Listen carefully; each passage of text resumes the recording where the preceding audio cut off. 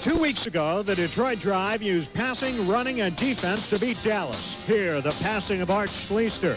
Also, the running of number 44, Alvin Reddick, who bowled his way into the end zone. And then there was defense. It was a long night for Dallas quarterback Ben Bennett as the Detroit Drive defense rose to the occasion. Tonight here in Dallas, the rematch.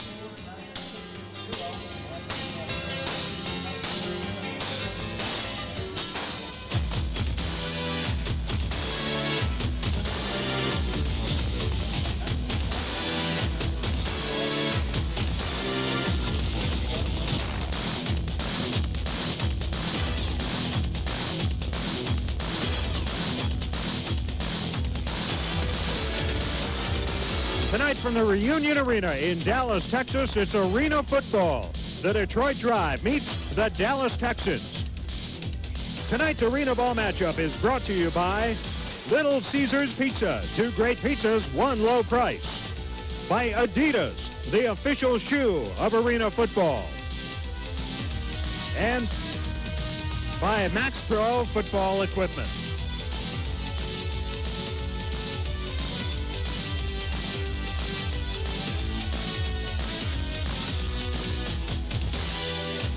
We are at Reunion Arena in Dallas, Texas for Week 6 of arena football. Good evening, everybody. I'm Dave Ennett. Glad to be with you as we head down the home stretch in the arena football season. Working alongside me again tonight, Howard Balzer, the pro football editor of the Sporting News. And here tonight, Dallas and Detroit in a rematch. 2 weeks ago, it was all Detroit. 53-14 was the final score. So tonight, revenge very much on the minds of the Dallas Texans, Howard. No question about it, Dave, and it's an important game for both teams.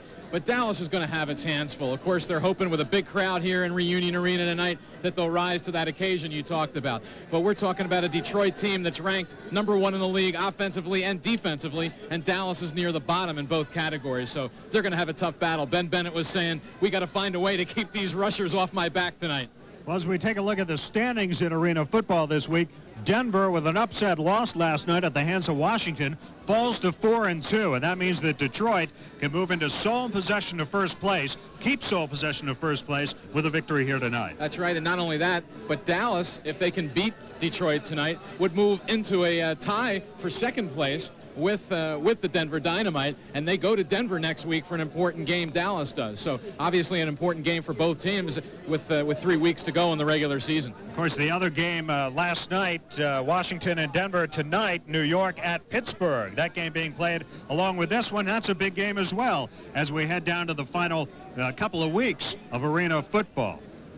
We've also got 2 of the top quarterbacks in arena football going at it here tonight. Art Schleister for the Detroit Drive and Ben Bennett for the Dallas Texans. You take a look at the comparison. Schleister's got the league lead in several of the key categories, including passing yardage, also touchdown passes with 21. And, of course, Bennett with the 15 interceptions. That's been a problem for Dallas all year, is the turnovers. They're -11 in turnover ratio. The one interesting stat there, Schleister, 21 touchdown passes on only 65 attempts. That's almost 1 touchdown pass for every 3 times he attempts a pass. We'll have a big crowd here in Dallas tonight. We hope you'll stick around. The kickoff is coming up, and we'll be back in just a moment.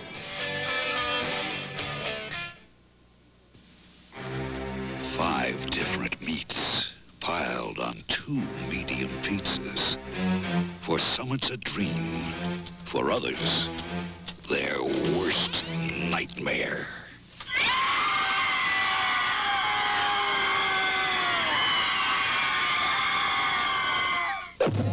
Little Caesars new Pizza. 5 different meat toppings, all for $9.99 at Little Caesars. Pizza. All-American, one company with a single focus on football.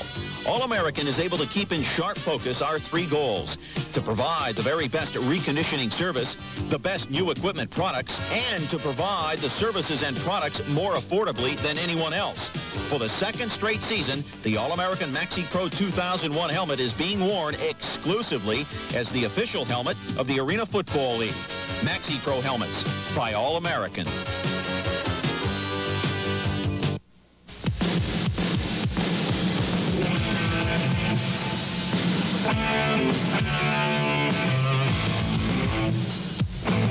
Pro Beach Volleyball. Awesome. then some.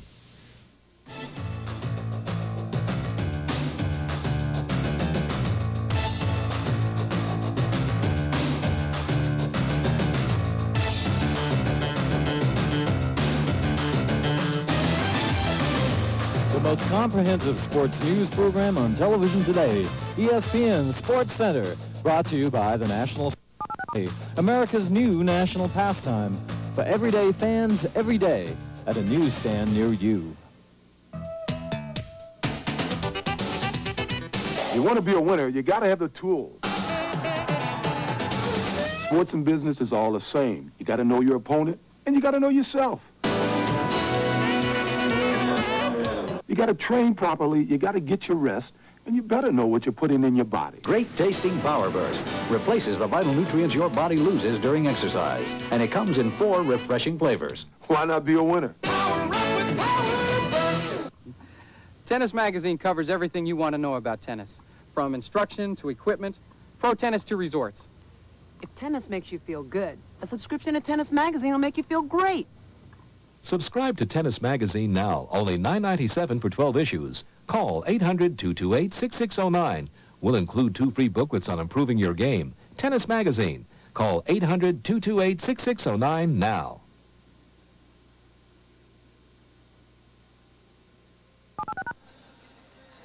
Welcome back to Reunion Arena in Dallas. The Detroit Drive has won the toss here. They'll be receiving the opening kickoff to begin play here. Both of these teams are coming off victories a week ago. Dallas winning at Washington 49-38, while it was Detroit beating New York 50-21. Now, a bit earlier, Howard had a chance to talk with 2 of the key players in tonight's game. And I'm here with Carl Aikens of the Dallas Texans and Gary Mullen of the Detroit Drive, 2 guys that epitomize the word Iron Man in arena football. They're smiling, but they're the ones who are out there play after play. Carl, you've been in the league 3 years, certainly a veteran of arena football. I guess give the people a sense of what it's like to maybe score that touchdown and then know you got to come right back and play defense. Well, it's a switch for me because I'm normally a wide receiver, throughout my football career, and getting a chance to play defense just gives me opportunity to kind of get back some things that I've taken over the years, like, make some hits and come up, make some plays. Now, if you're on defense and one of those rare occasions that you might get burnt, I guess that does give you the opportunity to go back on offense and make up for it a little bit. Yeah, that's true. You get a chance to make up for any mistakes, but you're going to get scored against in this league anyway, because as you know, this is a high-scoring game, and it happens. Carl was the Iron Man of the Year last year in arena football with the Chicago Bruisers, and Gary Mullen tied for the league and touchdowns in the league with 7 so far. The Drive trying to get first place tonight. You're a guy right from the beginning. I mean, this is your 4th year in arena football from the first year. Talk a little bit about how you've seen the league grow in terms of just the quality of players that are out there. Well, for the start, the playing field is a lot better. When we first started, we had wrinkles and everything in the playing field. And as the league progressed, the players started to get a little better. And this year, you can tell the competition is stiff, very stiff. And now that I've been here 4 years, I know the game. It's a lot easier for me because I've been here 4 years, and I know some of the things to do and not to do. Now, you return kicks as well. Now, there's a new rule in the league this year. If you return kicks and you're an offensive receiver, you don't have to play defense, but you're playing defense anyway. Well, I guess I'm not a great kick returner, but I'm a short-handed receiver, so that's why they have me back there. And now I'm playing a different position than I did previous 3 years. And the linebacker, well, Jill or whatever they call it, I don't have to do so much running, but I do have to concentrate mentally. That's Gary Mullen of the Detroit Drive. Carl Aikens of the Dallas Texans. We'll be back with more right after this. What if I told you there's a woman waiting to talk to you right now? Not a tape recording, not a message machine, but a real live woman waiting to talk to you. And what if I told you she's beautiful, warm, and understanding, and she really cares how you feel? And what if I told you that all you had to do was pick up your phone and dial the number on your screen? Call the live line now. 10 minutes of adult talk, just $2.50 a minute, adults only. If you're the victim of an accident and you've been injured, you need a legal specialist to help you get the settlement you deserve. We have over 20 years of experience helping people injured in all kinds of accidents. We help you get excellent medical attention, your vehicle repaired or replaced as soon as possible. If you can't come to us, we'll come to you at home, work, or the hospital. We have obtained over $30 million for clients. Call the law offices of Paul Grossman today. 1-800-462-5555. How do you improve your golf game? You start by learning and maintaining a consistent, proper swing. That's why Mark Brooks, PGA Tour professional, developed and patented Swing Track. For the first time, any golfer, regardless of age or handicap, can feel a proper golf swing. Use Swing Track on the practice range and your muscle memory will give you dramatic results on the course. Use Swing Track. The pros do. I think it's a device that'll help every player, even the pros. And it really helped me to understand how important it is to keep your arms soft throughout the backswing and the downswing. I've used the Swing Track, and it's been very beneficial to my game, and I really believe that it could help yours. I recommend the use of Swing Track, along with consultation with your PGA professional. To order your Swing Track and free video, have your credit card ready and call 1-800-445-5888. Call 1-800-445-5888 now. Tell us your favorite baseball star, and it's almost a cinch you'll find him right here in this big, action-packed video. 65 minutes of great plays and great players. Baseball in the 80s. Now yours free from the Sporting News, America's baseball authority. Call 1-800-648-1700. Get your free video with 25 issues of the Sporting News for 3 payments of just $9.96. Call now, 1-800-648-1700. That's 1-800-648-1700. Well, due to a technical problem, unfortunately, we weren't able to bring you the kickoff, but the game is underway. It is first down. Detroit has it out to the 16-yard line. First down. Game is just underway. We haven't missed much, I assure you. Art Schleister at quarterback, operating for Detroit. Wide open. He tries to get it to him. He does, and Mullen is out across midfield and close to a first down for Detroit. Now, midfield in arena football, we remind you, is the 25-yard line. It's a 50-yard field as you look at the starting lineup for Detroit. Steve Griffin, one of the wide receivers, along with the man who just made the catch, Gary Mullen. Up front, John Relk is the center, along with Reggie Mathis on the offensive line. Novo Bojovic is the kicker for Detroit. Tate Randall in defense. Art Schleister, the quarterback. And Greg Orton also up front for Detroit. As play resumes, Dwayne Dixon, you also saw number 89. Detroit moves the ball up inside the 20. Alvin Rettig carries the ball on the ground. Detroit's strength, well, they've got a lot of strengths. There's Dwayne Dixon, and the coach of Detroit is Perry Moss. Now, for the Dallas Texans, they are on defense now, and they face a tough situation here with Detroit moving inside the 20-yard line. A first down at the 19. We have 12:39 to go in the first period. No score in the game. Schleister to the air again. He's got it complete along the far sidelines. The catch is made down there by Dwayne Dixon. You just saw him. Dixon wears number 89, an arena football veteran who returned to the Detroit Drive just a couple of weeks ago. He holds a couple of arena records, most catches in a game and in a season. He caught 79 balls in a season for the arena football record. And boy, Detroit has come out here, Howard, looking very impressive, as they tend to do. They've got it second down and short yardage at the 10-yard line. Art Schleister was saying before the game, hey, it might look easy, but it's not. But this is a very good football team. They run the ball well. They can pass it well. An excellent offensive line, too. 2nd and 1. Here's the pitch, Rettig.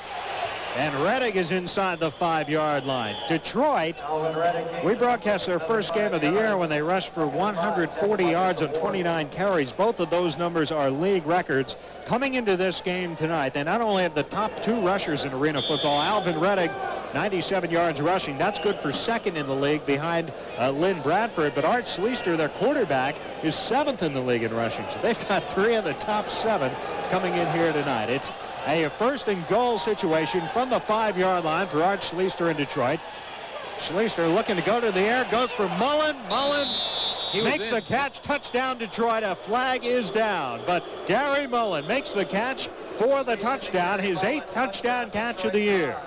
And, you know, it's amazing when you consider this is Art Schleister's first year of arena football, but he's been on the same wavelength with Gary Mullen all season. Mullen comes in leading the league in the reception yardage for the drive. The penalty is declined interference on the play where the defender there for Dallas had his arms wrapped around Mullen, but Mullen makes the good catch just inside the goal line, and very quickly, after just about 4 minutes, the drive has an early lead. Novo BOJOVICK comes on to attempt the point after out of the hold of the backup quarterback Mike Trigg. Novo 16 out of 23 on PATs. And he misses this one.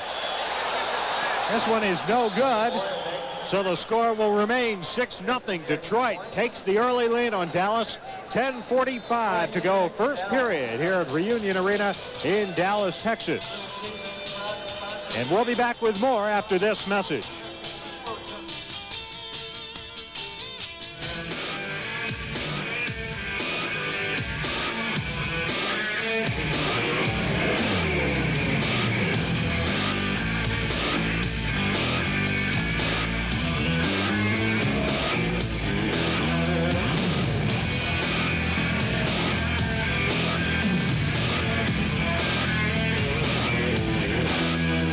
Adidas, available at these fine stores. 10:45 to go, first period. Detroit has broken on top here, leading Dallas 6-0. Art Schleister capping that 45-yard scoring drive. It took him only 7 plays to do it. They used 4 minutes on the clock, and Schleister found Gary Mullen from 5 yards out for the score. The point after no good, and Detroit has a 6-0 lead. I wonder what the stats are, Howard. Detroit winning when they score first. Because they've only lost once. That's right, they've only lost once. They're an awfully tough team to spot them too much of a lead. Here's the boot by BOJOVICK. And this is Atron Kenny, a new addition to Dallas, bringing it out, and a nice return by Kenny, all the way out across the 20-yard line before he's finally taken down. And that's Bobby Sign on the offensive line for Dallas. Marco Morales is their kicker. Number 7, Jeff Hurd, former Dallas Cowboy in that lineup. Keith Williams, their tight end, 89. Mitchell Ward, the running back, 44. Atron Kenny, the man who just ran back that kick, along with 88 Sam Moore, 84 Carl Aikens, the receivers. And Ben Bennett, number 5, operating a quarterback with a first down from the 20-yard line. The 21, actually. He's got a man wide open. Sam Moore, touchdown. A flag is down in the backfield. But that is good for a touchdown. I think Sam Moore might have left a little early. Well, that's where the flag was dropped. And Alvin Redding and the Detroit driver clapping their hands. Preliminary indications are it will be on the Texans. And this is the kind of stuff you just can't afford. I mean, this happened against Detroit. Having some plays called back. And, you just have to play good, solid football. The fans don't like this. But obviously the official detected something along the line. So Sam Moore, I mean, just drifted down totally wide open. We'll wait for the call from the official. Illegal motion on the Texans, and that brings that play back in the subsequent 3-yard penalty. So it'll still be first down for Dallas. And again, they've been a team. There's the officials there. Jack Baker, the referee. John Bradley, the umpire. Darrell Leftwich, side judge. L.T. Bonner, linesman. And the last official. Here's Bennett back under center. 1st and 13 for Dallas after the penalty, and Bennett to the air, and he's got a receiver out to the 20-yard line. That's Carl Aikens into Detroit territory. So they get the yardage almost right back. They almost get a first down. They get about a yard short. They got they didn't get the touchdown back, but they did pick up good yardage on that first down play. Jimmy Lapatina, the field judge, the other official there in tonight's game. Another difference between arena football and the NFL. 5 officials on the field. In the NFL, there are 9. Of course, 8 players on 8. That's the way it is in arena football. You play both ways, except for 1 substitution a quarter on the 50-yard field. Ben Bennett ranks 3rd in arena football passing coming in tonight. Here's the gift to Mitchell Ward, the running back, and he pulls his way forward down to about the 17-yard line. Coming in here tonight, Dallas is dead last in rushing in arena football. They average only 16 yards a game. You compare that to Detroit, which is the #1 rushing team offensively. They average better than 60 yards a game. And not only that, Ward has 79 yards. He's a good runner for him. He has 79 yards. The team only has 83. So he's accounted for virtually all of the Texans' rushing yards this season. Ernie Stautner, the head coach of the Dallas Texans, we'll hear from him at halftime. This is a 1st and 10 situation. Bennett. He's got Akins, and Akins is inside the 10, or down to the 10, I should say, on that first down play. So early on, Ben Bennett hooking up with a favorite target of his, Carl Akins, number 84. He's the 5th leading receiver in arena football with 23 catches. He averages about 12.5 yards a pop, and he makes that catch and gets them down to the 10-yard line. I'll tell you something. Dallas has answered here with Detroit going in on the first drive. Dallas is coming right back after losing a touchdown to a penalty. They've got it down in striking distance. Here's the pitch to Ward. He's tripped up. Big defensive play there by Alvin Reddick, coming in from the linebacker's spot to drop Ward for the loss. Reddick does a great job reading the play here. We'll see the pitch, and there comes Reddick darting through and making a good leg tackle.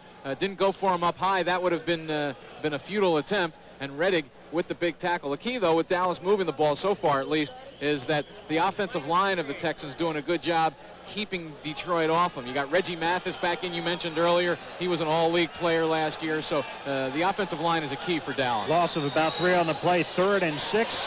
Bennett trying to find a target to the end zone. He's got one. Touchdown, Carl Akins. Penalty flag at about the 5-yard line.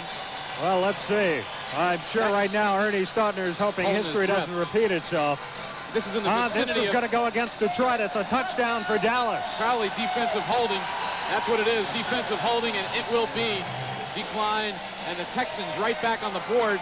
And this will be a key here, this extra point. You know, Novo missed the one earlier. He hasn't been that good on extra points this year, kicking at that 9-foot wide uprights. Marco Morales of Dallas has only missed one. He's 10 for 11 on the season. And he can give Dallas the lead here after the touchdown pass, Bennett to Akins. Bennett holding. And it's good. Dallas has the lead. Another penalty flag. Hope this isn't one of those games, Dave, where we see the yellow handkerchief fall on almost every play. 6:47 to go here in the first period as we await the penalty. Offsides. It's against Detroit. 7-6, Dallas the score, and we'll be back after this.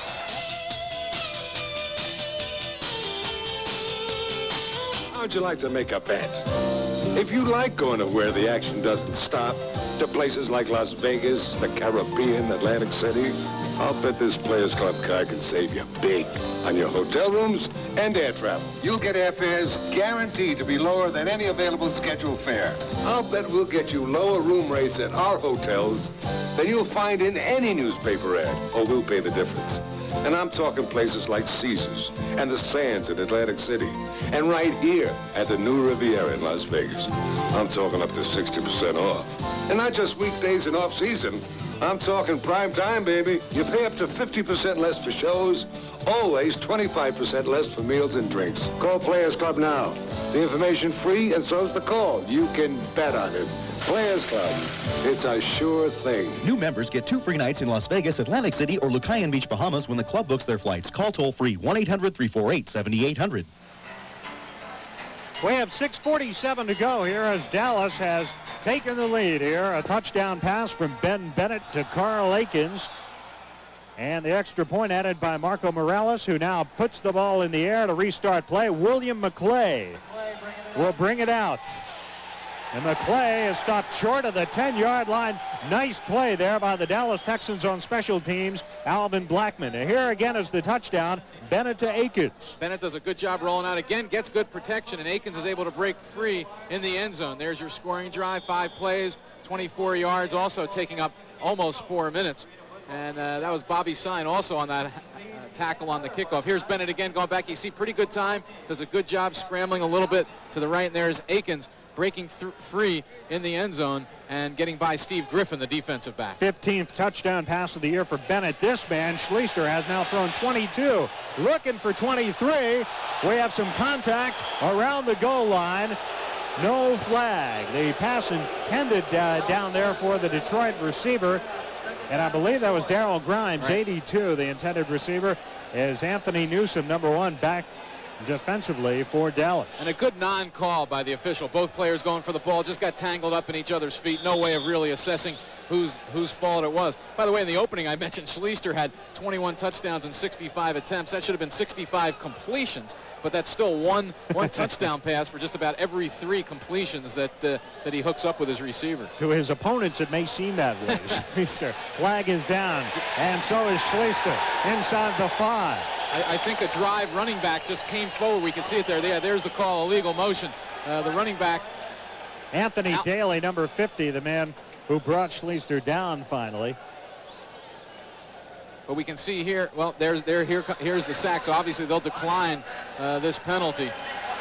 Good pass rush by the Texans. That's the one thing, Detroit Schleister's only been sacked 9 times this year. That's tied for the fewest sacks in arena football. And Dallas, defensively on sacks, is last in the league entering tonight's game with only 6 sacks. So a key here if they can continue this pressure on Art Schleister. Now that sack has to warm Ernie Stautner's heart. It's 3rd and 15. Schleister from the end zone. He's got it out across the 15-yard line. Darrell Grimes, the man who made the catch, but he's going to be short of the first down. Just about a yard or 2 short there. This will be an interesting decision by Perry Moss in their own territory about the 18-yard line. Schleister getting up limping a little bit after getting hit after throwing that pass. A decision whether to go for the first down or the field goal, and they're going to try the long field goal from NOVO BOJOVICK. They'll put it down on about his own 11-yard line, so that'll be a 47-yard attempt. BOJOVICK on the season, 4 out of 17 on field goals. He's 3rd in scoring in the league, kick scoring. And this kick is good. Novo made it. His 5th field goal of the year, and Detroit has gone back on top. And what a kick by NOVO BOJOVICK as Detroit grabs a 9-7 lead here with 4:23 to go in the first period of play at Reunion Arena in Dallas. It's arena football, and we'll be back after this. Little Caesars introduces Baby Pan Pan Pizza for small appetites. Sorry, you're too small for Baby Pan Pan. Or pepperoni. New Baby Pan Pan. Pan Pan. 2 for 1 low price at Little Caesars. At Little Caesars, you can always get pizza, or pan, or any combination of the 2. Pizza, pan, pizza, pan, pizza, pan, pan. Whew. Pizza, pan, pan, pizza, pan. 5. And welcome back here to Reunion Arena in Dallas. Dave Ennett with Howard Balzer. Detroit has regained the lead here 9-7. Each team has scored on each of its possessions. Detroit has had the ball twice. They've got a touchdown and a field goal, and Dallas scored on its only possession, and the Texans are about to get the ball back. And Atron Kenny again had a good return the last time. He was signed this week because Marcel Smith, the diminutive kick returner for Dallas, hurt his ankle in last week's game against Washington and went on injured reserve. That's a big loss as well for the Dallas Texans. Ball played off the nets. Now, Kennedy Wilson, number 27, finally came up with the football. The ball is live off those nets that you see above the end zone. The nets are 32 feet high by 30 feet wide. You can play the ball off of them, and of course it's a very small target for a field goal kicker, but now we can see here the ball bounces right at the bottom, so it comes up higher than normal. Wilson catches it at about the 2, and Tate Randall is right there to hit him as he catches the ball. Virtually no chance for a return because as he turned around, the player was right there and didn't have a chance to get any momentum going. So Dallas has very poor field position from their own 2. And Bennett overshoots the intended receiver out there. He tried to hit Alex Morris along the far sidelines. One problem, and you mentioned it in the opening, Howard, for Ben Bennett this year has been the interception. Last year, all season, Ben Bennett was only intercepted 4 times. So far this year, he's been picked off 15 times here throwing for this expansion team.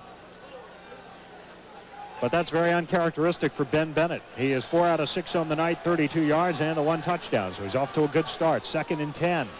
And he's got a man, Sam Moore. Short yardage, though, out across the 5-yard line, but it gives him a little breathing room there.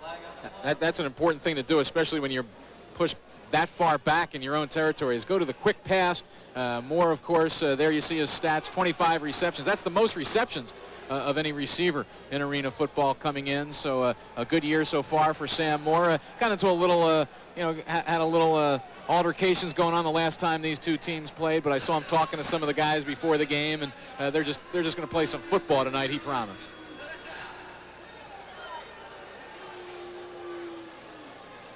So it'll be a third down situation coming up here, and Ben Bennett, as you look at Ernie Stautner, the head coach of Dallas, needs about 5 yards.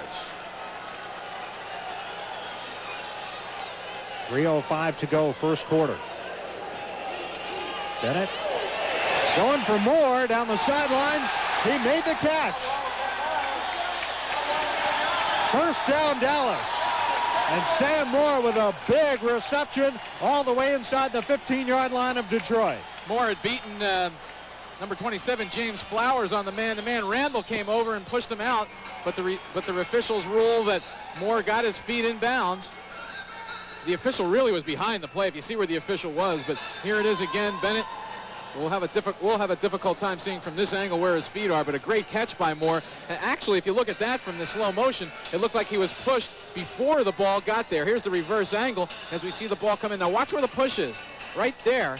And Moore catches the ball off the boards. It was pretty close, but again, the boards are in play. The boards are not out of bounds. As long as the player's feet are in bounds, then you can do anything off those boards. That's what I guess the officials are discussing down there, but I don't see any way you call this one back. That's a reception. Yeah, that is a catch. If we take one more look at it. Now let's see where his feet are. Here's the ball coming in. There's Moore, and now they're calling it back. Oh, they're going to call it back. Let's see. Moore, look at his feet. There's one foot. His left foot looks in. His left foot is right there on the line. It's right on the line. I don't know how you can call it back when the official wasn't there with the angle to see it. Boy. That's two plays called back. The first, let's see what the call from the official.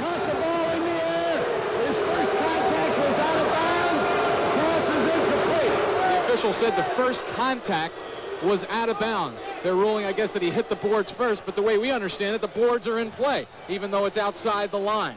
So, well, maybe we can get a clarification on that, because certainly it has been our understanding that as long as your feet are in bounds, you can push off those boards, whatever. Those boards are 3 feet beyond the out-of-bounds line, beyond the sideline, and they're heavily padded. As right. Ernie Stautner talks it over with. When we call them boards, people are probably thinking of hockey boards, but no, they're not like that. It's pretty good padding. Thick foam padding.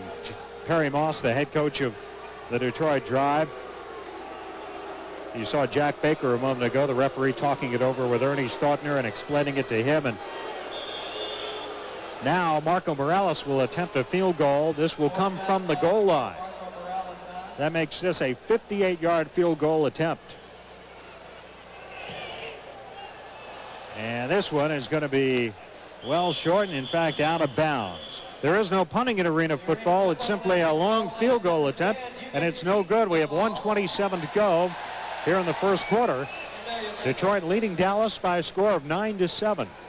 And Detroit's about to get the football back. Now they put the ball on the 5-yard line. So Morales was trying to put the ball out of bounds so it would go out of bounds off the side of the end zone. So the line of scrimmage would then come up to the 5. Obviously, if he had kicked it straight, a pretty good chance of a return by the Detroit Drive. So a good job of position kicking by Morales on that field goal attempt. Detroit and Schleister to the air. Could not complete the pass. It was intended out there for James Flowers, number 27. A lot of white jerseys around him. Good coverage by Anthony Newsome and number 27, Kennedy Wilson of Dallas. Here's the pass. You can see Newsome there, number 1, in good position. Here's Wilson coming over, and the ball just overthrown, and Flowers really didn't have much of an opportunity. Actually, Schleister's lucky that pass wasn't intercepted. We have 42.5 seconds remaining. I love playing in these basketball arenas. Schleister 5 out of 7 on the night. 2nd and 10 from the 5. From the end zone, under pressure, completes it to William McClay across the 10-yard line. And boy, Schleister did just get rid of that football. Good pressure there from Dallas, number 50, Anthony Daly and number 20, Alvin Blackman, both putting pressure on Schleister. And like you said, Dave, he was just able to sidearm it out to McClay at the 11-yard line. 12 seconds to go. The clock is running. That'll be the last play of the quarter. Schleister starts coming over towards the bench. William McClay, the man who caught that reception. And on that note, the first quarter comes to an end here at Reunion Arena in Dallas. The Detroit Drive, with a touchdown and a field goal, leads Dallas by a score of 9-7 after the first 15 minutes of play.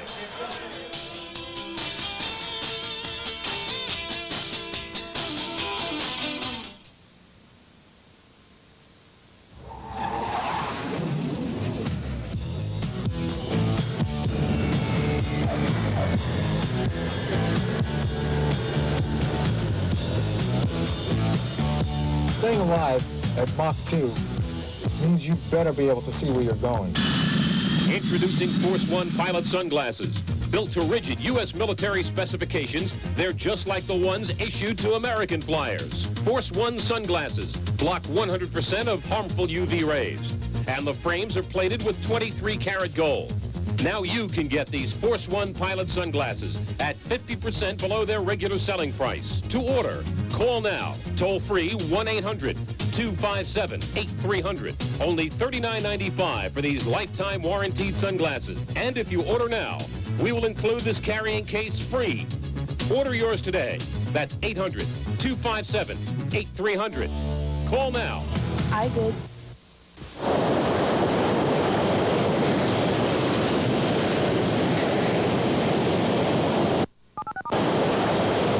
The ultimate wave is out there.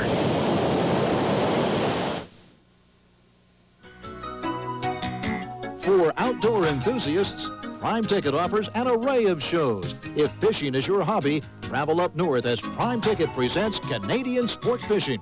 And a little closer to home, there's Fishing the West. And don't forget Outdoor Magazine for an informative look into life in the great outdoors. It's an outdoorsman's dream. Canadian Sport Fishing, Fishing the West, and Outdoor Magazine, only on Prime Ticket. Gentlemen, start your engine! Start your engines for Prime Tickets. Thursday Night Lightning. Be in the driver's seat from Indianapolis and Daytona to Ascot, Baja, and beyond.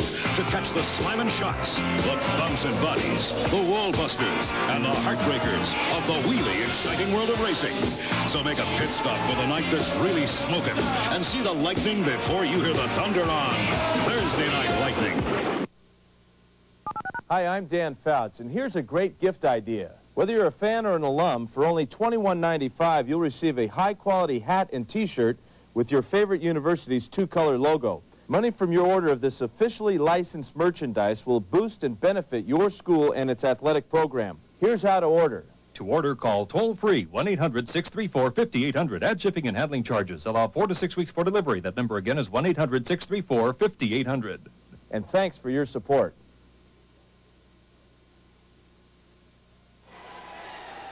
A young arena football fan enjoying it. 3rd and 5 for Detroit. Schleister has it complete to Gary Mullen. This is a first down for Detroit out to the 21-yard line. And so Art Schleister, I should say, converts on that 3rd down play. On the year, Detroit 45% on 3rd down. As you look at the third quarter stats, Schleister 6 out of 8, Bennett 4 out of 6 passing yardage. Difference of about 14 yards there, but look at the, rushing yards 7-1. Actually, it's only a 6-yard difference. There's a first down for Detroit. From the 22-yard line, DWAYNE DIXON makes the reception. He's into Dallas territory, and Kennedy Wilson. Everybody, 3 players converged on him. Wilson, Newsom, Morris, Alex Morris, as they let DWAYNE DIXON know that they were around. There's Newsom making the initial hit. A good job tackling the bigger player, and then the other 2 guys, Morris and Wilson, come over to get Dixon down. Dixon, the Iron Man of the year in arena football the first 2 seasons of the league, 87 and 88. And then Carl Akins of Dallas, the Iron Man of the year last year. So we have all the Iron Men from arena football history here at tonight's game. Griffin in motion. On first down, the pass is to Griffin. He's inside the 10. A flag is down in the end zone. Probably going to be, that's in the area of defensive holding or interference. totally away from where the play went, but we'll wait for the official signal on this. I'm sure we'll have a little discussion. No, illegal procedure. What? Illegal procedure on the defense.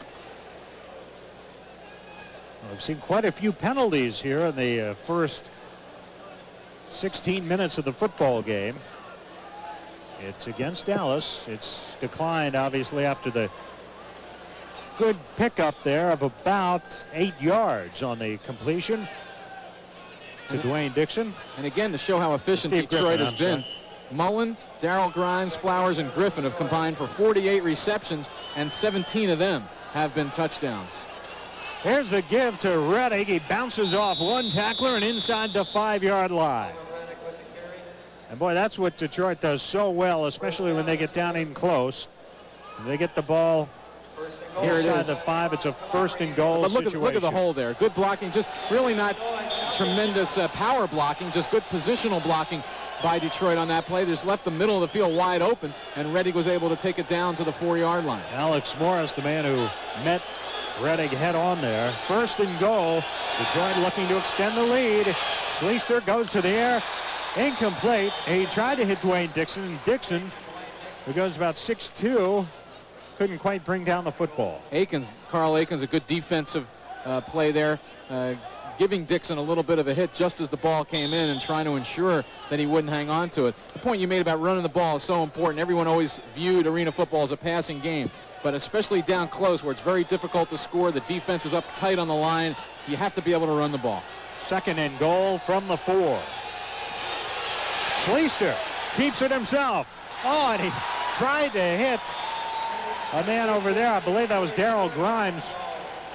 Steve Griffin. Griffin, I'm sorry, 26 on the far side. He had him wide open. Here Schleister rolling to the left, and he was going to do the little wishbone pitch there, but saw things bottled up and did a good job breaking back and had a man wide open as we see him make the pass there, but again overthrew Steve Griffin for what would have been a sure touchdown. Almost the same spot he tried to hit DIXON on the previous play. So now it's a 3rd and goal situation.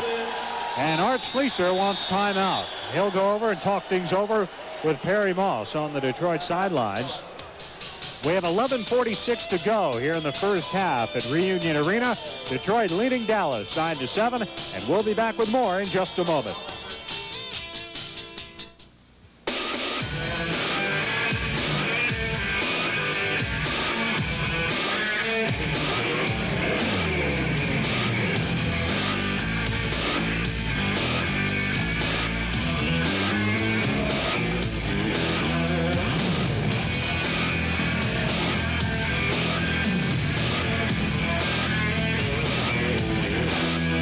Adidas, available at these fine stores.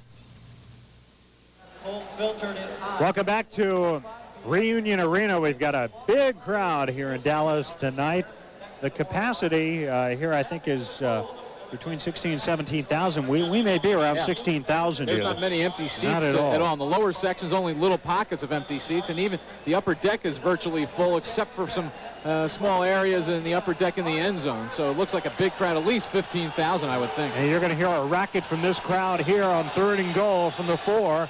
Schleister, he's got Gary Mullen for the touchdown. You can just see that play developing. A great pattern there. Mullen lined up wide to the left with another receiver just in the slot behind him. And then Mullen just did, boom, a quick in right over the middle. Anthony Newsome, no way he could keep up with him. Schleister going to him right away, as we can see it here. 1, 2, 3 steps back, set, throw, and there's Mullen wide open in the end zone for the easy touchdown, his 2nd of the night already. 2nd of the night from Schleister to Gary Mullen. Mullen's 9th of the year, and Schleister's 23rd touchdown pass. That is tops in arena football. Novo BOJOVICK missed his first point after attempt tonight. But he makes this one, puts it over everything. And so Detroit extends the lead now to 16-7. We have 10:55 to go in the first half of play as you take another look at the touchdown pass from Schleister to Mullen. Here's Schleister going back. Again, good protection, but a quick pattern. And then Schlichter goes back, follows through nicely, and there's Mullen wide open for the touchdown. Newsome nowhere in sight. He just didn't have a prayer on that one. That's a place where you need the zone defense. There's just no way man-to-man that you can defend a play like that. And, you know, some of the teams have been playing a little bit of zone. They're supposed to play man-to-man, but they've been mixing it up a little bit, playing a little zone, and that's where you really needed it to defend against that pass. Look at it. Look at it. So the sword balloon there. Yeah. And he wanted some of that candy, and she said forget it. 10:55 to go first half. We are at Reunion Arena in Dallas. Halftime score from Pittsburgh, where the Pittsburgh Gladiators are leading the New York Firebirds 25-10. That's at the half. Here you get a little taste of what it's like on the field looking down at those nets. Terrible kick. Ball is kicked out of bounds. This one should come out to the 20 on a kickoff. You put it into the stands on the sideline. The ball comes out to the 20-yard line. One of the many differences as you look at the scoring drive, 45 yards in 8 plays on that drive, 5:21 it took. And that's a long drive in arena football. Yes, it is. Detroit coming in here tonight as the #1 offensive team in arena football. They are the #1 defensive team. In fact, they're #1 in several key defensive categories. And the most important thing, I mean, points for, points against. They're #1 in points with 44 a game, and #1 in points allowed, having allowed only 26.6. Ben Bennett puts it in play from the 20-yard line. And he's got a man out there, Sam Moore, and Moore could not come down with it. And Tate Randall cutting over in front of Moore may have distracted him just enough. I think Randall got a piece of it, Dave. Might have gotten a piece of it. Randall playing a great center field. The ball lofted up just a little bit. He had Moore open, like you said. And here comes Randall. Now watch, there's the leap. And there we take it through. It just looks like he tipped it a little bit and then goes by Sam Moore. He did, he did just enough, whether it was putting his body in front of the intended receiver Moore or actually tipping the ball. He got the job done. It's 2nd and 10 from the 20. Mitchell Ward, the lone setback. Some jumping on the line. Flags fly. Bennett thought he had a free play. Usually when this happens, that means they're calling it on the offensive line, because when the offensive line moves and draws the defense across, it's no play. Encroachment and yet they called offsides on Detroit. In that situation, the play should continue. And Ben was right. He should have had a free play there. Let's take another look. Here we see it right here. As they jump off and the ball was snapped. Now, of course, on a certain situation, if you make contact before the ball is snapped, then, of course, it's the defensive penalty and you march off the yards. But here the ball was snapped when the offsides occurred, so they should have kept that one going. Bobby Sine is the center, 77. 84 Aikens, the man in motion. The pitch to Ward, cuts it inside and gets across midfield. By the way, Ward, you know, Dave, has 5 rushing touchdowns this year, and the arena football record for a season is 6, set by Harold Smith of New England, a quarterback back in 1988. Here's Ward, 5'11", 238, a little bowling ball from Southwest Texas State. You know what they call him? Ninja Turtle. Ninja Turtle, that's right. The 50-yard indoor war. There you see it. As the battle continues here, we're inside of 9 minutes for the first half. Sam Moore, the man at the bottom of your screen, on 3rd and 3. And Bennett's going for it all to Aikens. Ran out of room. Good pattern, good pass, but just a little too far, and Aikens, no way he could hang on to that and stay inside the end zone. That was a key 3rd down play there. Here we see it coming right at you.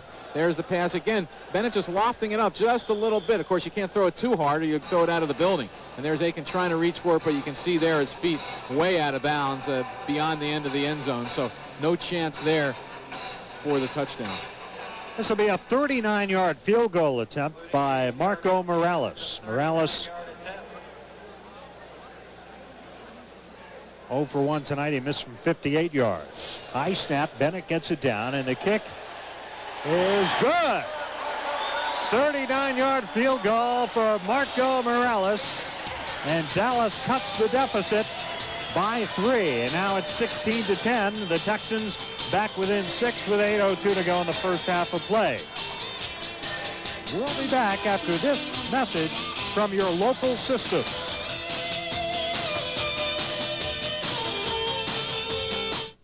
Sometimes we all need a special friend to talk to, privately.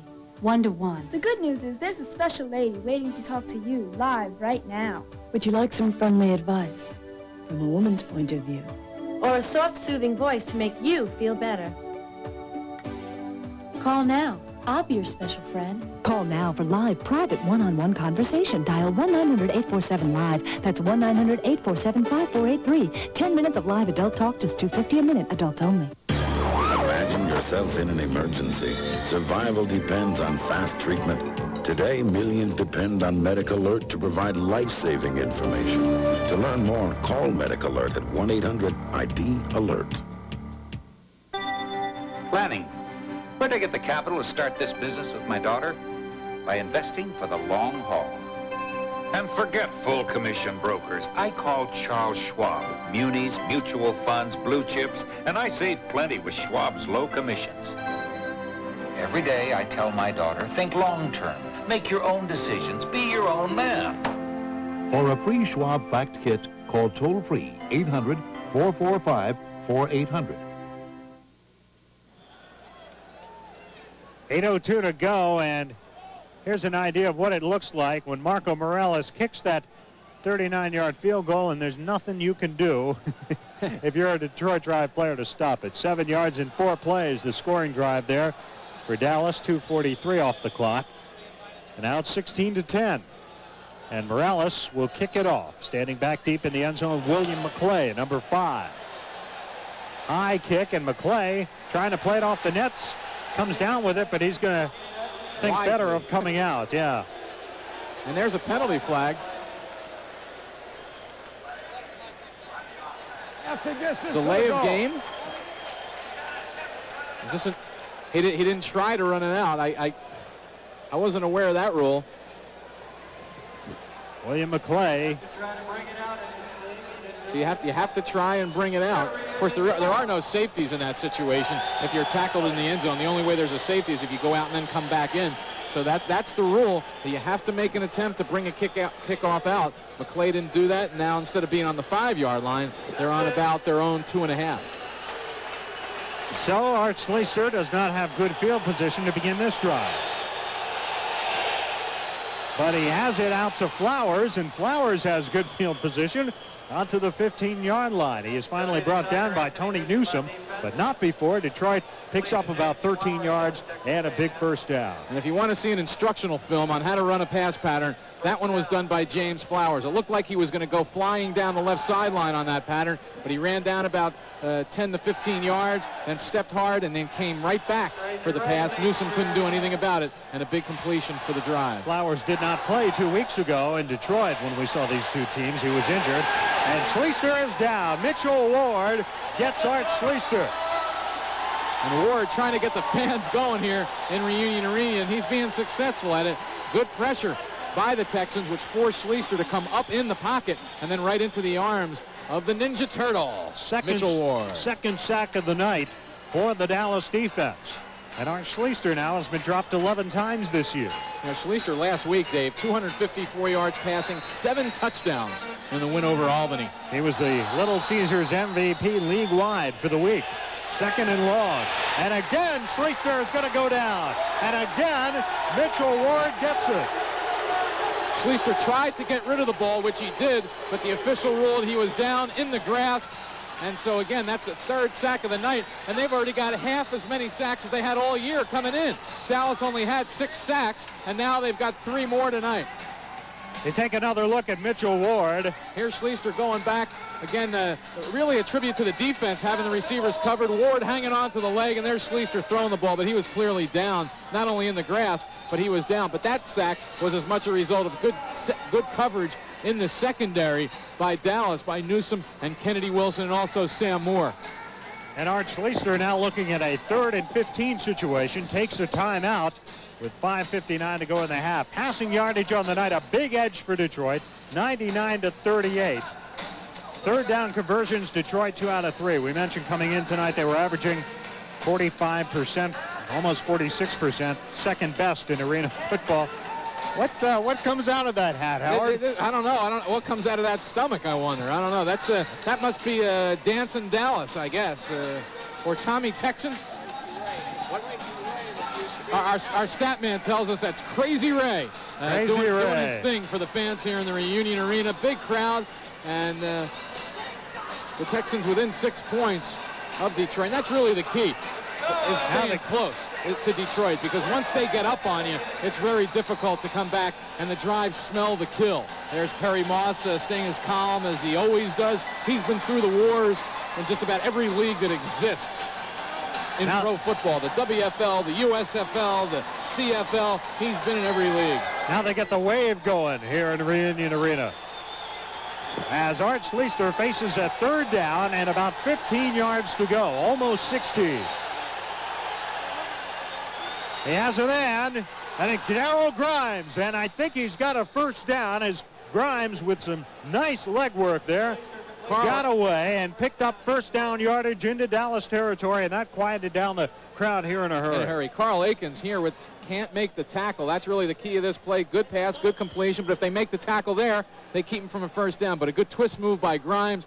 Aikens can't bring him down. Then finally Wilson comes over, but not before the drive get a key 1st down. So that's 3 for 4 on 3rd down conversions, and on a long one, a 15-yarder. Detroit with a 6-point lead and a 1st down at the 22 of Dallas. Tried to hit McClay, and Kennedy Wilson nearly had 6.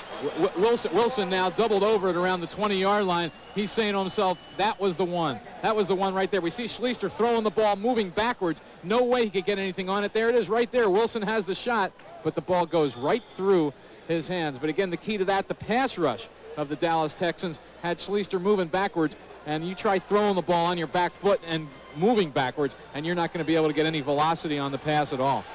2nd and 10 from the 22. Schleister fires for McClay. It was short hop. Somebody. Yeah, Kennedy Wilson picked it up on the short hop, but it was tipped, I think, by one of the linemen. It was hard to tell there. It might have even been an official. I don't know. I mean, it was hard to see who was in the area that deflected that ball. But whatever the case, it'll be 3rd down. Let's see if we can pick it up here. Here's there was the Dallas player. Couldn't pick up his number, but good defense, as he was aware where the ball was and able to keep that pass from being a completion. So a 3rd down from the 22. Another one. Schleister trying to hit a man along the near sidelines. Incomplete. James Flowers, the intended receiver. And that would have been short of a 1st down anyway. But this will force Detroit into another field goal situation, as BOJOVICK will try a relatively long one. Dave, we were talking earlier, you were mentioning the field goal percentages. A lot of times they're kind of misleading because of those long field goals. There's Ernie Stautner, not real happy with the way things are going. He should be happy there, but good defense. But a lot of times field goal stats misleading. BOJOVICK overall 5 for 18, but he's 5 for 13 from 49 yards or less. So a lot of those 50-plus and 60-yard field goals are almost impossible to make. This is a 39-yard attempt, and it's good. He's got it. BOJOVICK is 2 for 2 tonight, and Detroit extends the lead to 9 points. It is 19-10 now. Detroit reopening a 9-point lead here with 3:02 to go in the 1st half of play. We'll be back with more arena ball action after this.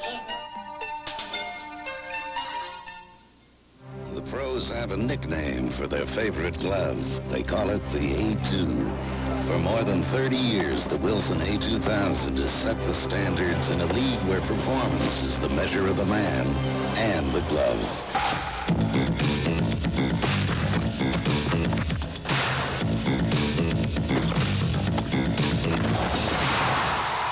A2000, the glove of the pros from the brand of the pros.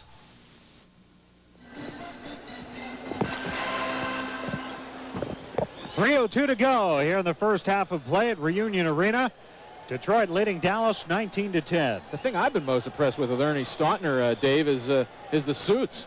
I mean, he never had that opportunity to wear those nice suits. There's Lamar Hunt, the owner of the Kansas City Chiefs, sitting with Lanier Ritchie, the owner of the Dallas Texans. Of course, it was Lamar who told Lanier that you can use the name.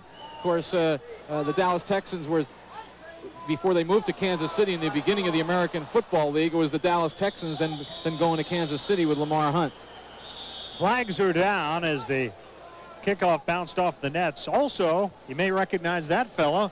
He used to play some pretty fair defense for the Dallas Cowboys, Bob Lilly. He was here tonight helping out with the ceremonial coin flip before the start of the game. The legal procedure is the penalty on the kicking team, on Detroit.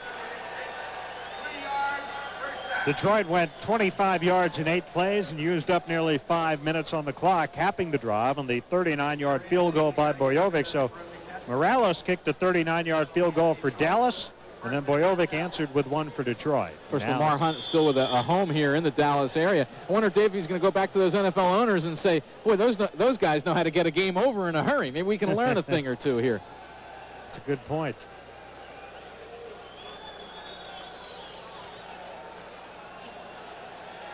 First down from the... Bennett going deep. Akins, great catch. Carl Akins changed direction, came back, made the great grab as he was falling to the ground. I think Akins got away with a little push there. Tate Randall on the defense. Here we'll see the replay. Here's Bennett going back. We see Bennett. Here's the pass rush. Watch this. Here he gets nailed from both directions. But Bennett hanging in there. He never saw that completion. But Carl, let's watch it. Well, we didn't see it there. Just before that, Carl Aiken kind of pushed off, but he might not have made contact with Tate Randall. That was one of those cases, Dave, where a ball being underthrown actually helped because the receiver able to adjust, the defensive player not being able to get back to the ball. So it's a 1st and goal for Dallas. Here's the pitch to the running back. That's Alvin Blackman, and he is pushed back. May have lost yardage on the play. In fact, I think he did. It's virtually impossible to run against this Detroit defense. Coming in tonight in the first 5 games of the year, they'd only given up a total of 69 rushing yards. We have illegal defense, number 55. Illegal defense has been called on the drive. There's a lot of different ways you can have an illegal defense, where either one of the linebackers drops back too deep into coverage, or there's a blitz too early. But whatever that one was, that wipes out a loss and a good defensive play against a running play, and now moves Dallas to the Detroit, looks like around just close to the 2-yard line.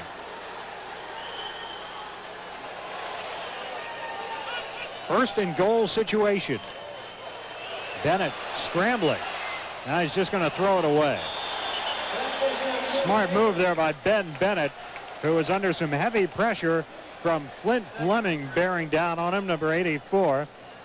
And that fan will get to keep that football. We're approaching the 1-minute warning. It's a 1-minute warning in arena football. Remember, the clock runs throughout the entire game. Out of bounds plays, incomplete passes. The clock continues to run except in the last minute of each half. And that's where we are right now. 1 minute to go in the first half of play here in Dallas. The Detroit drive with a 9-point lead, 19-10. But right now that lead, that 9-point margin is in jeopardy as Dallas has it. The big play coming in up here, a 3rd and goal situation. A couple of fans enjoying themselves, and coming up at halftime, we'll be talking to Lanier Ritchie, the owner of the Dallas Texans, and also to Ernie Stautner, the Pro Football Hall of Famer, who is the head coach at Dallas. We chatted with Ernie a bit earlier, Howard, and I jokingly said to him, well, rookie, you're six games into it now. I guess you're not a rookie head coach anymore. Here's the 2nd down situation and goal.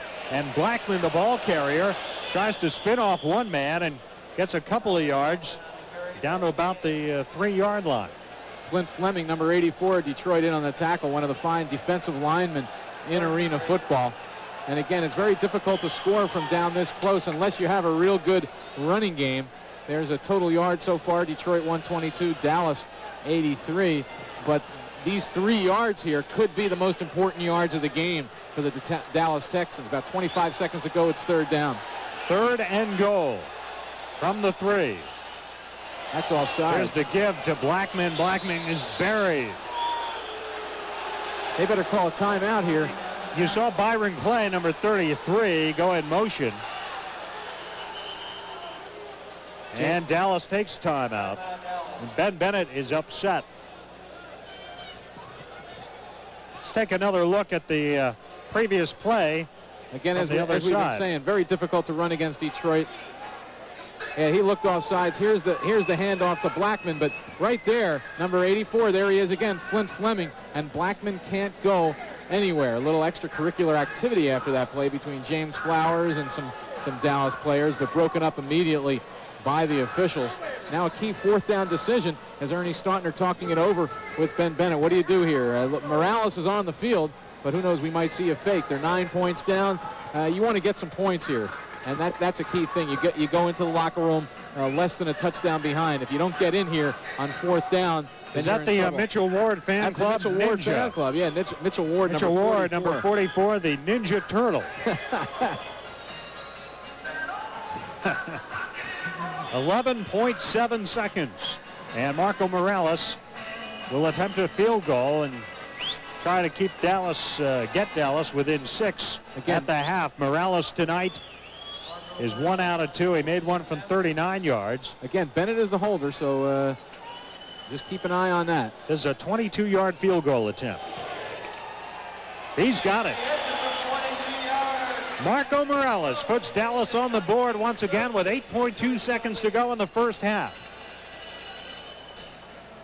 And again, as we were saying, Dave, that was key, getting those 3 points there after the long drive. You don't want to come away empty and go into the locker room being down. It's important to go in getting some points there. They're only 6 points down. Remember 2 weeks ago, what was it, 37-7, I think, at halftime in Detroit between these same two teams. So obviously a big difference here, and the Texans playing tough and staying right with them. 34 yards in 6 plays. The Dallas scoring drive used nearly 3 minutes, and now we'll have time for the kickoff. 8 seconds remaining in the half, and field goal kickers are having a pretty good night here, Howard. BOJOVICK is 2 for 2, and Morales is 2 out of 3. BOJOVICK has the longest one, 47 yards, but that's not too shabby in arena football. We mentioned that other halftime score tonight.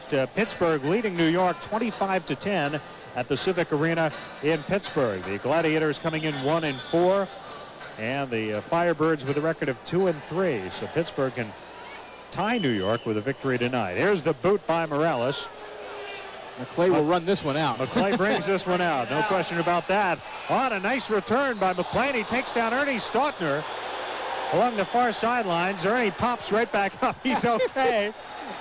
And he and Flint Fleming exchange pats on the back. Ernie's smiling. That may be one of the highlights of the year in arena football. That'll make every highlight reel. Let's take a look. William McClay. Morales on the tackle. Morales bumped him in there, and boom, he really cracked Ernie in the legs. He better check those knees. Well, you know, as I asked Ernie in the interview, I said, could you still play? As the fans here chant, Ernie. I said, Ernie, could you come back? Could you play arena football? Because he was a two-way player in his day. And he said, well, not today I couldn't. Now, here's a key decision for Detroit here, Dave. Well, now they're putting it back to 9 seconds. Well, we actually gained some time on that. Yeah, it was 8.2 before it started. I mean, now they're going to reset it again. Yeah, I think that's what's happening. And it looks like they're going to try the field goal instead of one long pass into the end zone. BOJOVICK is on the field, and he's putting his tee down and around his own 16-yard line. There's Ernie. He's quick to get his tie tucked right back into his jacket. And that's the key there. I mean, the power tie and the whole bit. I mean, you know, Ernie's becoming the executive of arena football, I think. 10 seconds? Now the clock reads 10 seconds. Well, I think they're just going to, now a minute, they're just going to put any number up there. Maybe they're going to, let's have the fans vote on how much time is left in the first half. Detroit coming in tonight with a record of 4-1. While Dallas is 3-2, so Dallas victory here, if the Texans can come back in the second half, would create a three-way tie for first place with Denver, which lost to Washington last night by a score of 33-26. They would all be 4-2 if Dallas can pull this off. And with just 2 weeks remaining in the regular season after this, that would create a fairly intriguing situation. Detroit is assured of a playoff berth. I believe Denver's assured of a playoff spot. Beyond that, things are pretty much up for grabs. 4 teams will make the playoffs.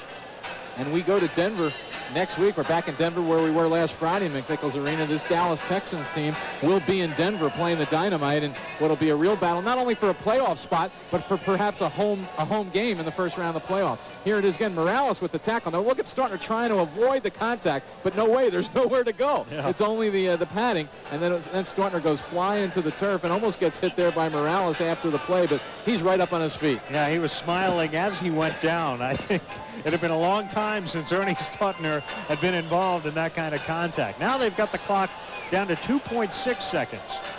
So this will be the final play of the half, a field goal attempt by BOJOVICK. BOJOVICK. Now they changed it to 0.5. Yeah, 0.5 seconds. All right, 0.5 seconds That was remaining. important to change it from 0.6 to 0.5. That was, I don't know. BOJOVICK, the clock's going to run out anyway. 2 for 2 on the night is NOVO BOJOVICK. This will come from the 16-yard line.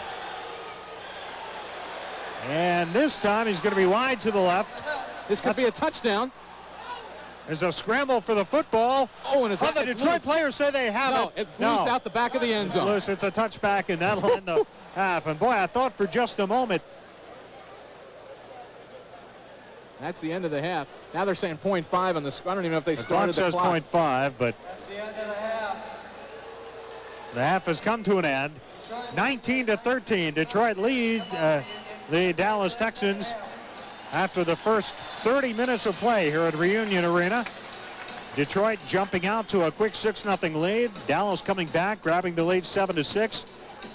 Detroit went ahead for good on a NOVO BOJOVICK field goal of 47 yards. It was 9-7 at the end of one period of play, and then in the second period, Art Schlichter hit Gary Mullen for the second time to make it 16-7. Both teams exchanged field goals from that point on, and it's 19-13. And Perry Moss, the head coach of the Detroit Drive, is with us down on the field. And Coach, I know you expected a tougher tussle from the Dallas Texans here in Reunion Arena than you got from them 2 weeks ago. But how do you feel about the way the first half has gone? Well, I can't hear you too well, but I think I can understand what you're saying. It's a real good football game between two teams playing real well. And I think this one will go down to the wire, just whoever can make the plays. How do you feel the offensive lift you got from Art Schlichter right off the bat with a quick touchdown pass on the opening drive? Well, of course, that helped us, but they came back and countered, and both teams are countering with field goals. Both teams are playing well defensively and offensively. It's a great football game. As I said, it's going to go down to the wire, and I hope we're there at the end. All right, good luck, Coach. Thank you. Perry Moss, the head coach of the Detroit Drive. Halftime, Detroit leading Dallas by a score of 19-13. We'll be back with our halftime activities coming up in just a moment.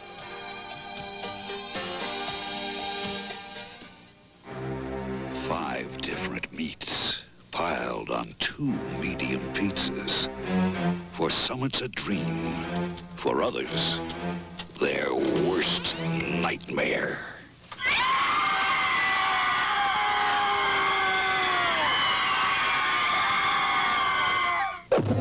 Little Caesar's new Pizza. 5 different meat toppings, all for $9.99 at Little Caesar's. Pizza. It's coming at you fast and furious. Arena football, the 50-yard indoor war, is back for a 4th season of exciting league play. 2 new teams, the Dallas Texans, the New York Firebirds, joining the defending league champion Detroit Drive, the Pittsburgh Gladiators, the Washington, D.C. Commandos, and the Denver Dynamite to bring you a full season of head-knocking and lightning-pace action. Watch the Arena football game of the week throughout the regular season and the playoffs on the Prime Network. If your son or daughter has a drinking problem, you may have tried it all. And when you think there's nothing else you can do, there is. With the National Council on Alcoholism and Drug Dependence, get through to us and we'll help you get through to them. Just don't give up. For some, it's a hobby, a way to unwind, a little fun in the sun. But for these pros, it's all business. Hold on tight for the high-speed, high-risk action of World Tour water skiing. The Tour slaloms across Barcelona, Saturday at 7. It's fireworks this July on Prime Ticket. Pro Beach Volleyball's the game, and if you haven't caught it, your side's out. From the beaches of Milwaukee to the shores of Cleveland. If it swerves, clutches, or spins, it's on Prime Ticket. The world's best motor racing is coming your way. And it's Tops Down Under. Don't miss the greatest hits of Australian rules football. If you think the summer's been hot, you ain't seen nothing yet. July fireworks only on Prime Ticket. It's hot. It's fast. It's sexy. It's Pro Beach Volleyball, and Prime Ticket serves up the best players spiking and diving their way to big prize money. Catch Pro Beach Volleyball Mondays at 7, only on Prime Ticket. You told me about the great jobs in the National Business Employment Weekly. And the help in landing them, and doing better on the job. So I really owe my new job to you? Well... Thank you, sweetheart. Get the National Business Employment Weekly at your newsstand or order by credit card and get 8 issues by first-class mail for $35. Call 800-342-4800. 800-342-4800. The National Business Employment Weekly. Don't make a career move without it. Welcome back to Dallas. It's 19-13, Detroit leading here at halftime. And a bit earlier today, I had a chance to chat with the head coach of the Dallas Texans, Ernie Stautner.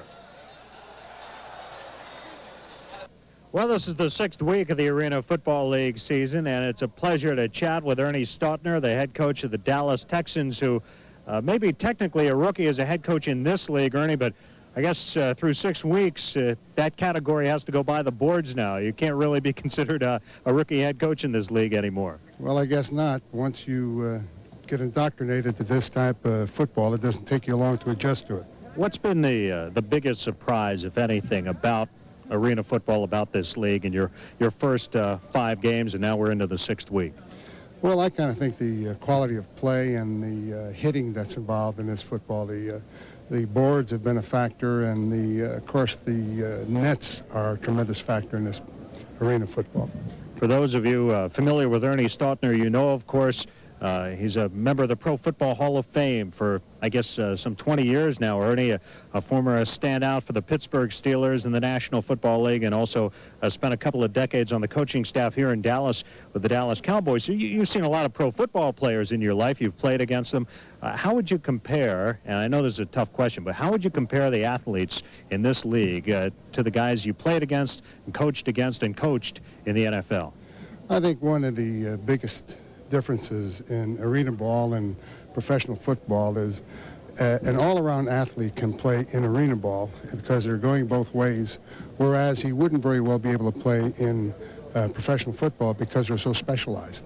And that's probably the biggest difference I've seen. Of course, the quality is better in the NFL, but there are some players in arena ball which will be discovered by the NFL. Well, now you were a two-way player in college. We're at Boston College, right? I played 2 ways in college. I played 2 ways in the Marine Corps for 2 years, and I also played 2 ways in pro for 1 year. Oh, you did? So that was probably the last year or two of guys playing both offense and defense. Yeah, it was the same in the same area when I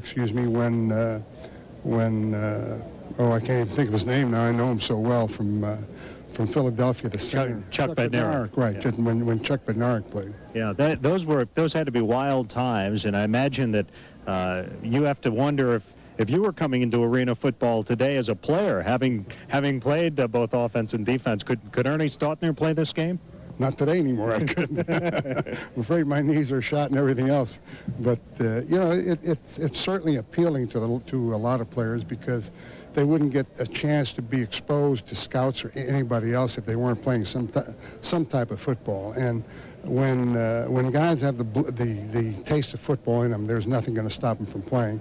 And this way, they get a chance for scouts to see them and possibly get that pie in the sky that they're looking for. Obviously, we've got a nice crowd here in Dallas tonight. How have the fans, you know the Dallas fans, how have they responded to the Dallas Texans? Oh, I think the Dallas fans are tremendous. I've always known that the fans are exuberant, and even though they didn't get that reputation when they cheered for the Cowboys, I knew they were, and it shows it here. They're very close to the action, which is another facet that is very important for the fans. They get a feel like they're in the game, and there's a lot of empathy involved, and we're very proud to have fans of this caliber here. Is this a fun thing for you to be involved with a league that although now a few years along the road, is still relatively in its infancy. It's still in its early developmental stages. Oh, very much so. I think the concept is great. When Jim Foster thought about this and brought it out, I didn't realize at that time, of course. I saw it one time, I believe,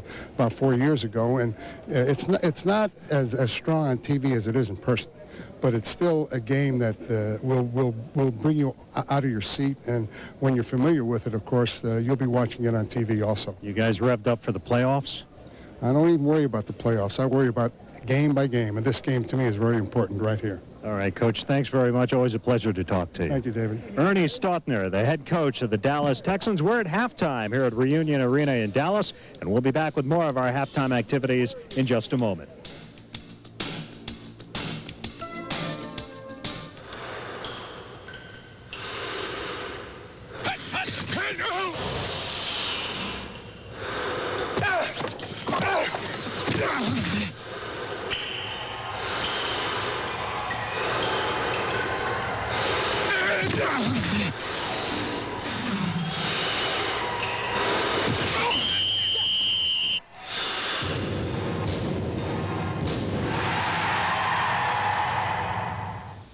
It's coming at you fast and furious. Arena football, the 50-yard indoor war, is back for a fourth season of exciting league play.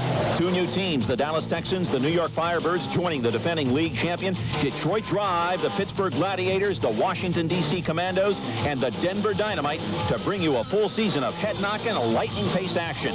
Watch the Arena football game of the week throughout the regular season and the playoffs on the Prime Network.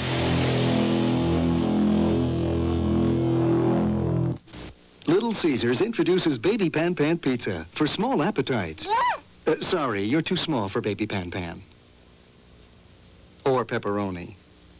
New Baby Pan Pan. Pan Pan. 2 for 1 low price at Little Caesars. At Little Caesars, you can always get Pizza, pizza. Or Pan, pan. Or any combination of the two. Pizza, pan, pan. Pizza, pizza, pizza, pan, pan, pan. Pizza, pan, pizza, pizza, pan. Pizza, pan, pan, pan. Whew. Pizza, pan, pizza, pan, pizza, pan, pizza, pan, pan, pan, pan, pizza, pan. All-American, one company with a single focus on football. All-American is able to keep in sharp focus our 3 goals: to provide the very best reconditioning service, the best new equipment products, and to provide the services and products more affordably than anyone else. For the second straight season, the All-American Maxi Pro 2001 helmet is being worn exclusively as the official helmet of the Arena Football League. Maxi Pro helmets by All-American. Welcome back to Reunion Arena in Dallas. At halftime, the Detroit Drive leading the Dallas Texans by a score of 19-13. With us here at the half is the owner of the Dallas Texans, Lanier Ritchie. And Lanier, I know you have to be pleased with the game that your team has played so far tonight. It's certainly a much closer and a tougher battle than we saw 2 weeks ago up in Detroit. Yeah, you're right, Dave. We are pleased with what's happened so far, except we just don't have quite enough score yet. Glad we got 2 halves tonight. Well, you've got a great crowd here in Dallas tonight, and I know that has to be very encouraging to you as well. Our fan support has been outstanding. Each game we've had more fans than the previous game. As you can see, they're very enthusiastic fans, and they want us to win, though. Yeah, well, I guess that makes them fans, but they've really gotten behind this team down here, haven't they? Very much so. I think they're going to stay with us no matter what. We're a new team, and they know it. We've got some outstanding talent. We're a little inexperienced in places, but we think the team's going to be a great team before the end of the year. We think it's a great team now, really. Well, the fans here are making a lot of noise tonight. They like the way this team came back and answered after the early touchdown by Detroit. We're talking with Lanier Ritchie, the owner of the Dallas Texans. We'll be back with more of our halftime activities following this message from your local systems. What if I told you there's a woman waiting to talk to you right now? Not a tape recording, not a message machine, but a real live woman waiting to talk to you. And what if I told you she's beautiful, warm, and understanding, and she really cares how you feel? And what if I told you that all you had to do was pick up your phone and dial the number on your screen? Call the live line now. 10 minutes of adult talk, just $2.50 a minute, adults only.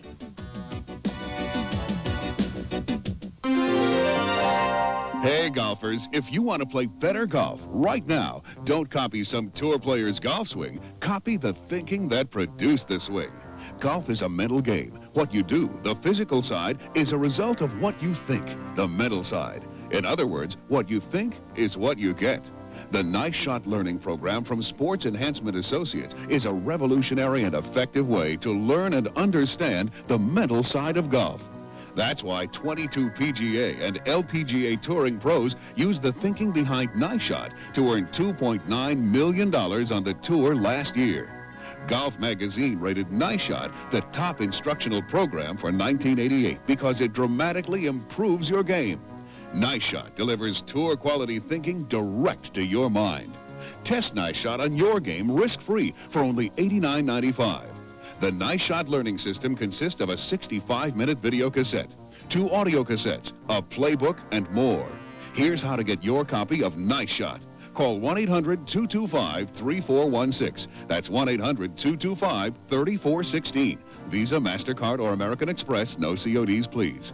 To try this revolutionary learning system with a full 30-day money-back guarantee, call 1-800-225-3416 and put tour-quality thinking into your golf game.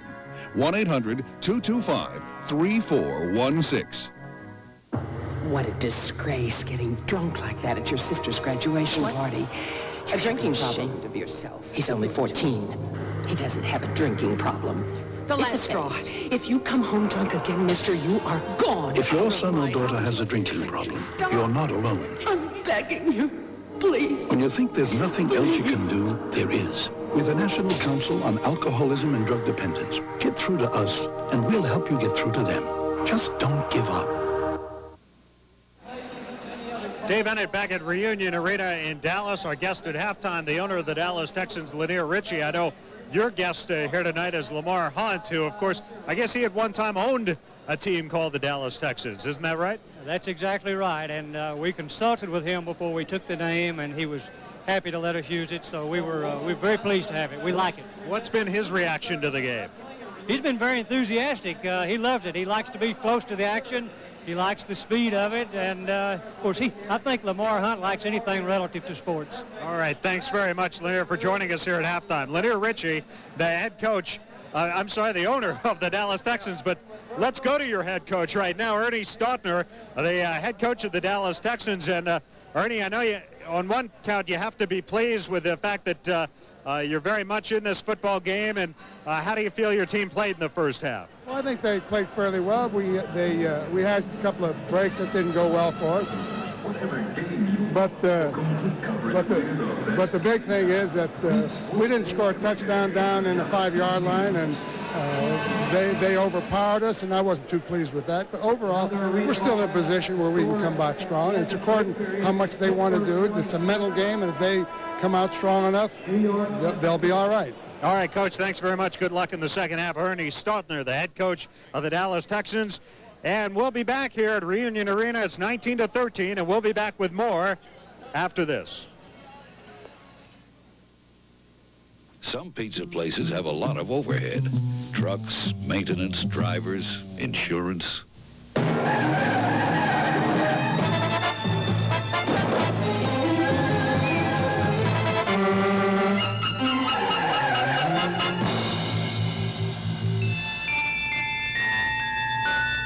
We don't have all that overhead at Little Caesars. That's how we can afford to give you 2 great pizzas. Pizza. For one low price.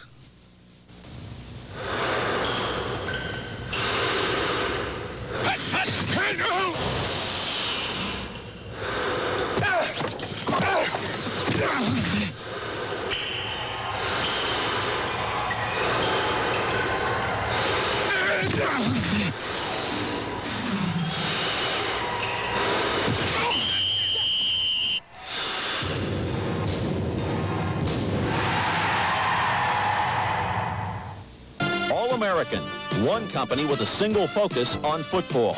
All-American is able to keep in sharp focus our three goals: to provide the very best reconditioning service, the best new equipment products, and to provide the services and products more affordably than anyone else. For the second straight season, the All-American Maxi Pro 2001 helmet is being worn exclusively as the official helmet of the Arena Football League. Maxi Pro helmets by All-American.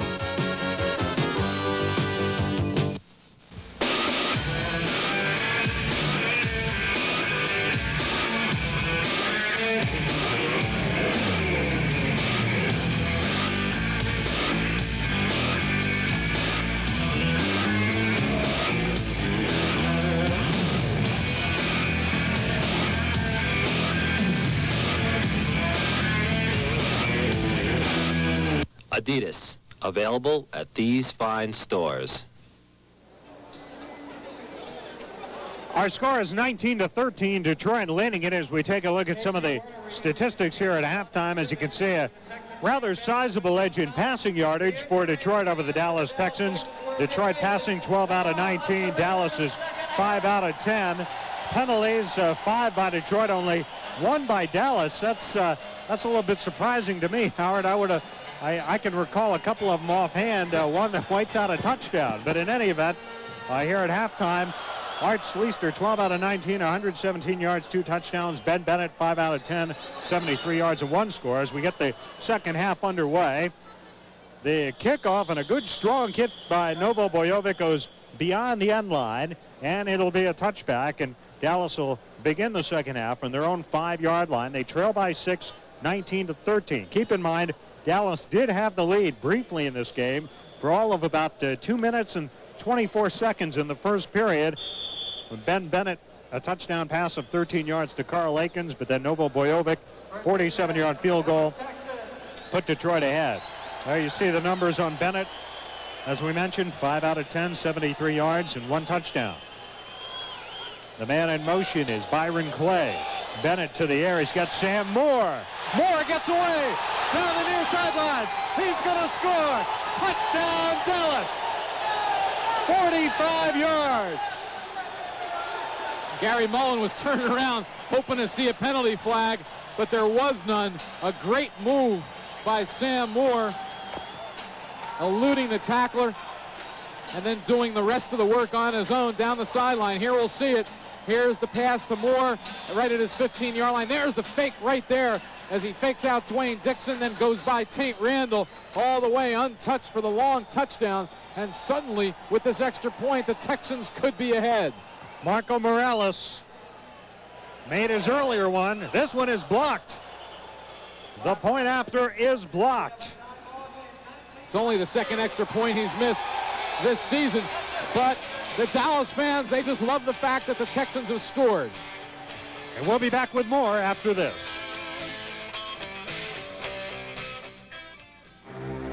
Five different meats piled on 2 medium pizzas. For some it's a dream. For others, their worst nightmare.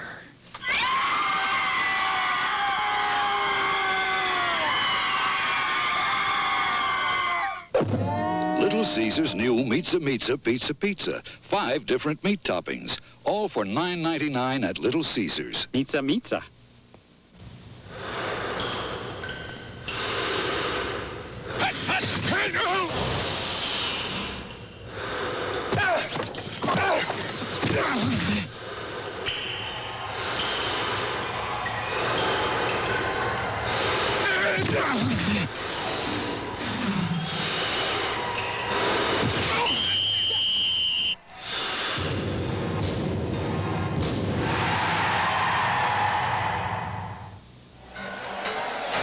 Ben Bennett went to the air, and he went deep to Sam Moore. Here's a reverse angle. Be able to see the fake right there. Great move with his left foot, then goes back the other way, gets by Randall, stays in bounds for the touchdown.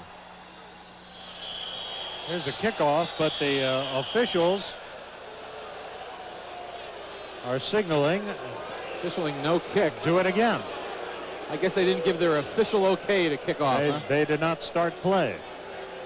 Then we had the extra point attempt by Marco Morales. And let's see if we can pick up the guy who blocked this. Number 77 is jumping right there. That's who's going to get it, I'll bet. Reggie Mathis. Reggie Mathis. There it is off his hand. Mathis, who played a number of years in the NFL with the New Orleans Saints, played in the USFL. He's been around the block a few times. Didn't start the season with the drive, but he was signed before last week's game and now is playing his second game of the year. 45-yard scoring drive in one play. That's the way to do it. It's 19-19 now. And we're just a minute 14 into the second half. Morales puts it in the air again, and this time William McClay trying to play it off the nets. And he's tripped up. Big play down there by Mitchell Ward. And he stops McClay shy of the 5-yard line. I'm surprised the fans just don't start roaring Cowabunga. Mitchell Ward, the Ninja Turtle. Where's our fans with the ninja letters? Here's the kick right there. McClay has to have it bounce once. That gives Dallas good opportunity to get downfield in a hurry. And there's Ward with the excellent tackle. McClay doing most of the returning instead of Gary Mullen tonight for Detroit. Schleister starts from the 4. He's 12 of 17 on the night. He's got it to Mullen, and Mullen breaks away. Gary Mullen down the near sides, inside the 10. And so Detroit answers Dallas's big play with one of their own. And almost the exact kind of play where Mullen caught the pass on a comeback pattern, then made a good move, got by the defender, and streaks down the sidelines. That time, though, Gary Mullen doesn't have the pure speed. He's getting up gingerly here, limping a little bit, but I think he's all right. He doesn't have that pure speed, and Sam Moore, the speedster from Sam Houston State, was able to run him down at the 8-yard line. Here it is right here. Mullen has already scored 2 touchdowns tonight. He didn't even have to fake on that one. Newsome just couldn't get there in time. First and goal, Redding, the ball carrier, down to about the 8. And Mitchell Ward is among those in on the tackle again. Alvin Redding, and he has handled the ball tonight. Lynn Bradford normally starts ahead of Redding. Yeah, Bradford's only been in there for a couple of series. Perry Moss, the coach, is saying that he thought that Redding's been playing very well, especially on defense, and getting him into the lineup most of the situations. Second and goal situation from the 8. Here's a pitch to Redding again, and Redding's going to be stopped. May have lost yardage on the play, and again, Mitchell Ward led the charge.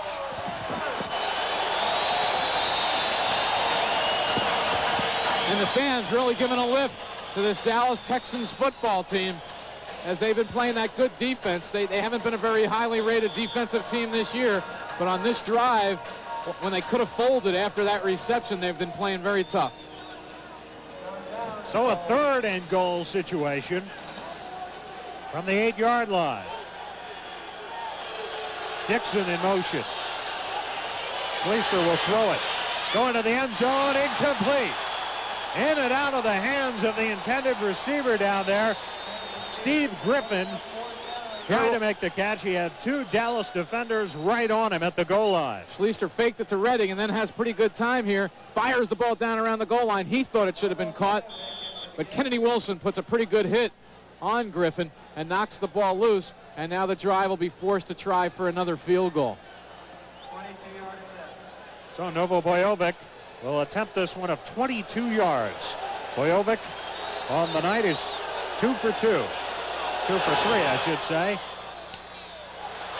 He makes this one, and Detroit is back out in front. A 22-yard field goal for Novo Bojovic, and Detroit takes the lead 22-19. We'll be back after this. Tennis Magazine covers everything you want to know about tennis, from instruction to equipment, pro tennis to resorts. If tennis makes you feel good, a subscription to Tennis Magazine will make you feel great. Subscribe to Tennis Magazine now, only $9.97 for 12 issues. Call 800-228-6609. We'll include 2 free booklets on improving your game. Tennis Magazine. Call 800-228-6609 now.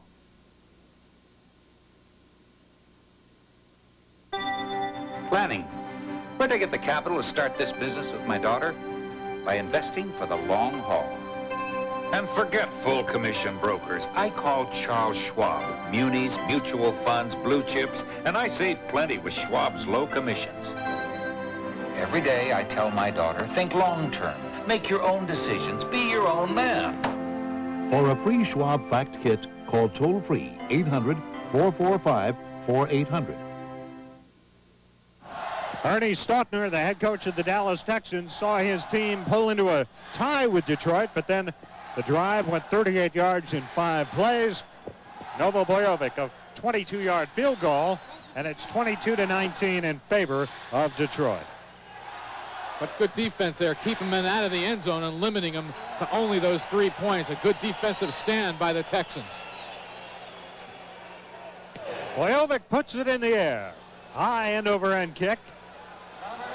Byron Clay comes out with it. He's tripped up. And this time it's 44 for Detroit. Alvin Rettig with the big play. Almost identical to the play that Mitchell Ward made down on that previous kickoff by Dallas. We've seen numbers 44 all over the field in tonight's game. And he really saved probably what could have been a long run back there. As there's the ball off the net by Clay.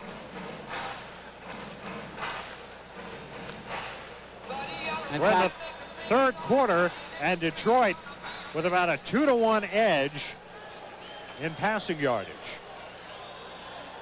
Bennett goes to the air. He's got it to Moore. A flag is down, and Moore out to about the 15-yard line, where he's wrestled down by DWAYNE DIXON and Gary Mullen. Moore tried to put that move on that time again, but this time it didn't work. Good tackling by the drive on that play. They're normally a very sure tackling team. Here we're waiting for the signal from the official. Number illegal 88 motion on on Dallas, and that'll bring that completion back. The fans don't like it, but it doesn't matter, right? That's right. You There don't wouldn't be expect them to fans like if they did. That's right. Ernie Stautner is shouting some instructions. His offensive unit, his quarterback, Ben Bennett, trots over to the sidelines to talk to Ernie. By the way, it's a 3-yard penalty. Most of the penalties in arena football, half the distance of what they are in the NFL. Makes sense because they're playing on a field that's exactly half the distance, 50 yards instead of 100. Now, I neglected at halftime to ask Ernie how he felt after taking that spill in the first half. Here's a 1st and 13 situation after the penalty. Clay couldn't hang on. DWAYNE DIXON over quickly to break up that pass to Byron Clay. So it'll be a 2nd and long situation coming up. DWAYNE DIXON, we mentioned it, he's a former two-time Ironman in this league, and boy, there you see a reason why. He's a threat as a receiver and also a very heady defensive player. And DIXON on leave, so to speak, a summer vacation. He's an assistant coach at the University of Florida, and when spring practice ended and his responsibilities were over, he came back to the drive. Receivers coach, I believe. Bennett from the end zone. He's got Sam Moore, and this time DIXON hangs on to Moore. And there's Moore getting into it again. Moore didn't like the hit from DIXON and came up with a little arm there, and DIXON walks away. Moore walks away very smartly. That's what we saw happen near the end of the game 2 weeks ago. Here it is here. DIXON with a good hit, good tackle into the boards. And now here's DIXON getting up, and Moore just pushed him. Moore just pushed him away. I mean, he's got a quick trigger. He's got to learn to control that. 8:16 to go, third quarter. 22-19 Detroit. On 3rd down, flag is down. Bennett going downfield for Akins. Flag is down. And there was an interference call against Detroit. It's going to give Dallas a 1st down inside the 10-yard line of Detroit. For a second there, it almost looked like Akins came up with that ball. The way he celebrated. Yeah. Let's take another look at it. Here it is. Here's Aiken going up. I don't know about interference. He gets hit there. Oh, well, he did come down with the ball. I don't know what the penalty flag is, but he came down with this reception. Offsides on the defense. Pass interference. They did call pass interference. I don't know where they got that from. Oh, what a catch. Look at that catch. One-handed. What a catch by Akins. What happened, I think, is he came up. He was so glad he caught the ball, he immediately released it.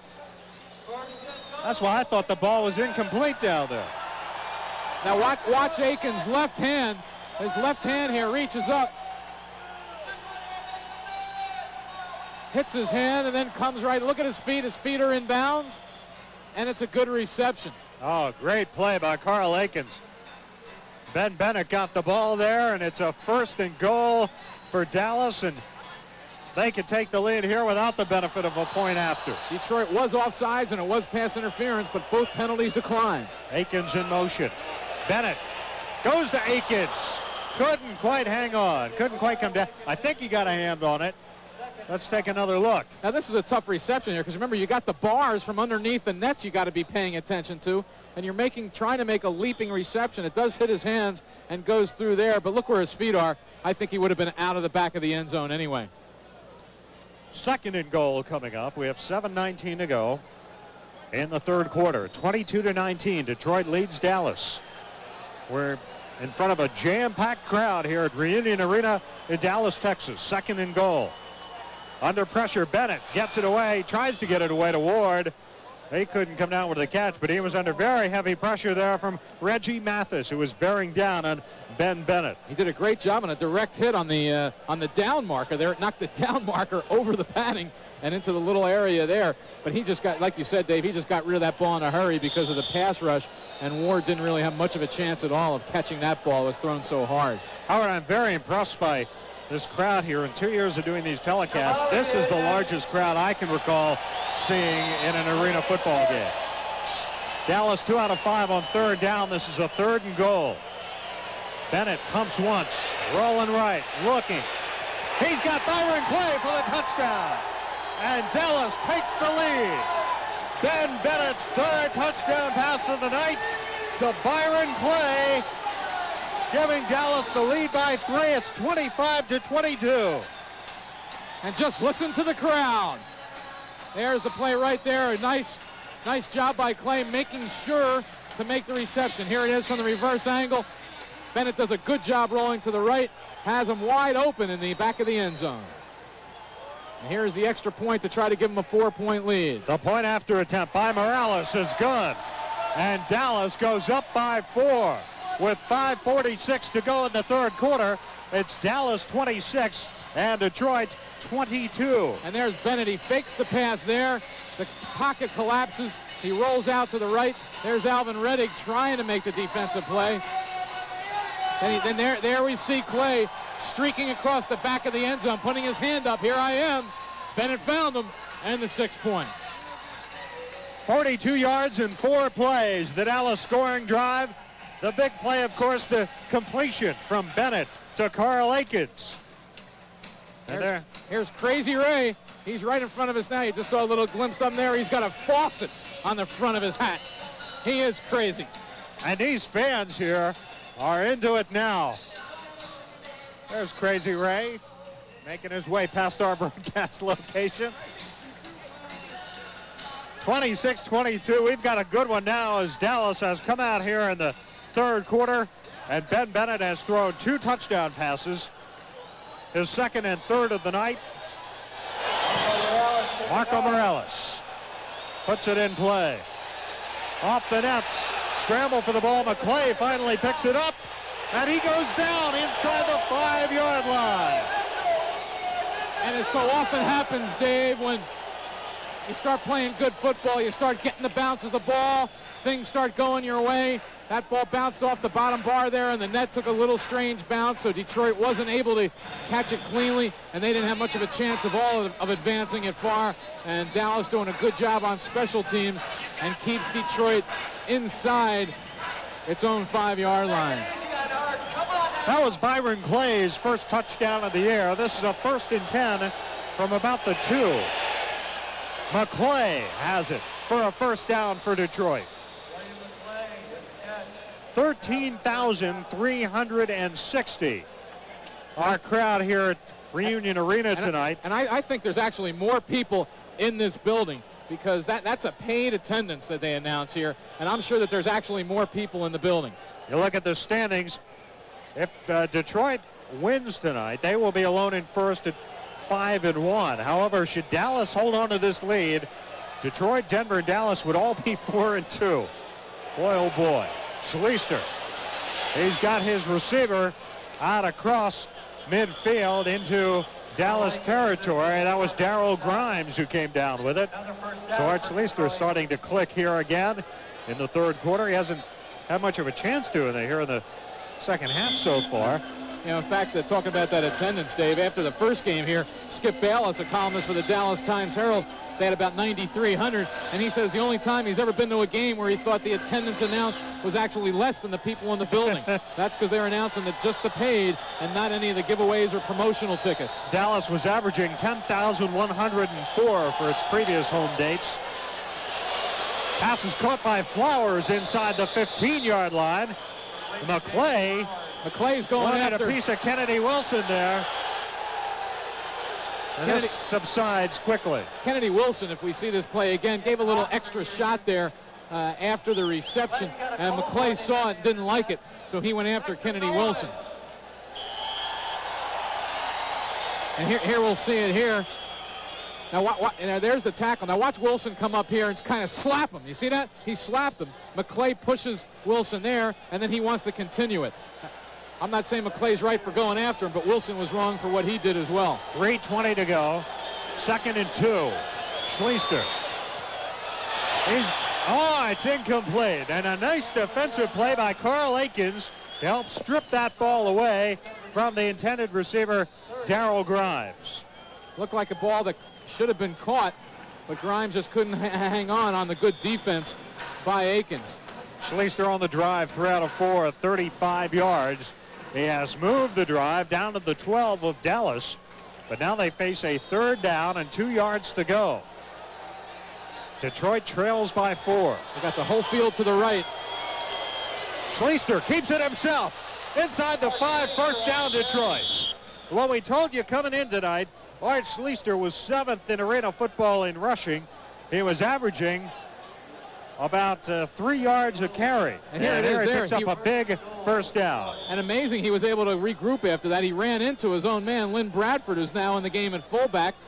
Schleister on the little roll to the right and then cutting it up. He runs into Bradford, then cuts back a little up the middle and gets the 1st down to the 4-yard line. Inside the 5. 1st and goal, Detroit. Schleister to the end zone. Incomplete. Well, William McClay said he hung on, but... Incomplete. He had the ball in his... I don't know, unless the official ruled it hit the ground first. Well, the ball was right in his arm. Darrell Leftwich, the side judge, right there, and he immediately signaled incomplete. Here it is. We can't see from that angle. Maybe he was bobbling it there. It did look like he bobbled it a little bit. McClay didn't think the ball hit the ground, but the official certainly did. So a 2nd and goal inside the 5-yard line, just inside the 5. Schleister. It's caught short of the goal line. Little confusion there as 2 Detroit receivers were in the same vicinity. Grimes and McClay, they were almost fighting each other for that ball. I think Grimes is the man who caught the football, but couldn't get it across the goal line, so it's going to be a 3rd and goal situation from about a yard away as Perry Moss, the coach of the drive, looks things over. In the final minute. 3rd and 1. 3rd and goal. The drive very successful on 3rd downs, and here's another one. Schleister again keeps it, and he's going to go down for a loss. Alvin Blackman in on the tackle. I think that's the 3rd sack of Schleister tonight.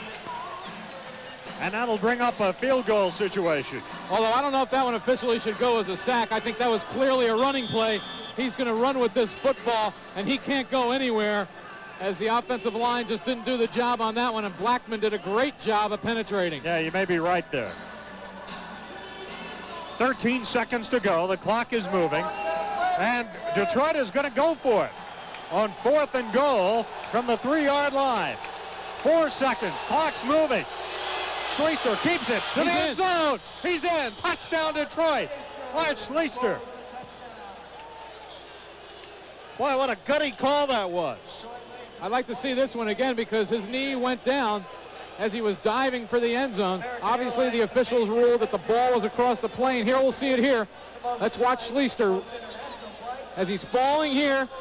There's the knee down, but the ball is across the goal line. Good call by the official, and a big, big fourth down play by the Drive.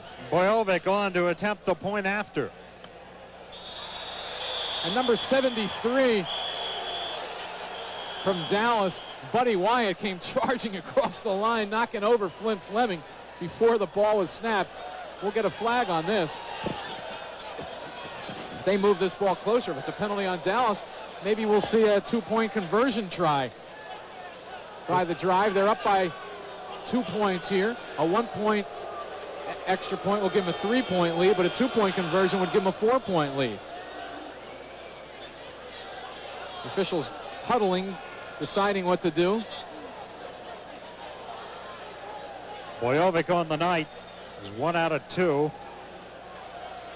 No question, Dave, this has been one of the most seesaw battles we've had so far on the Prime Network. On the defense.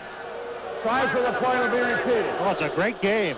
And you know something, Howard? We have not seen a turnover in this football game when we're through 3/4 of it. I certainly can't recall that. And that's a key for Dallas. I mean, coming into this game, they had 20 turnovers. Count them. 20 in 5 games. None tonight, and they're in the ball game against one of the best teams their in the league. turnover ratio is -13 coming in.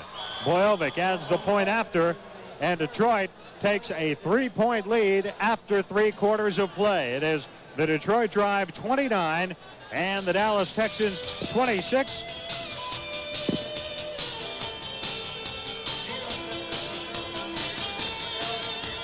That's the end of the third quarter of play. And we're going to go to the end of the quarter break here. Break 17, 26-22.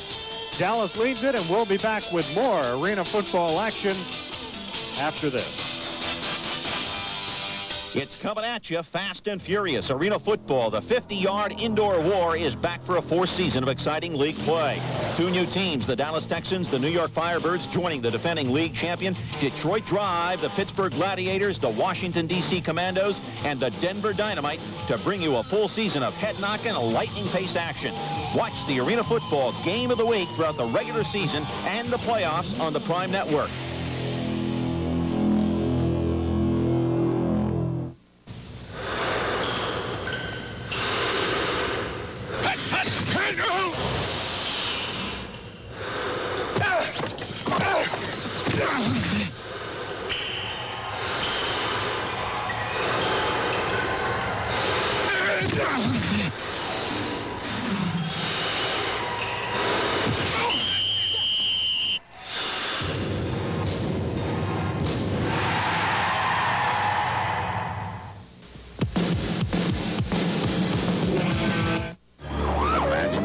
In an emergency, survival depends on fast treatment.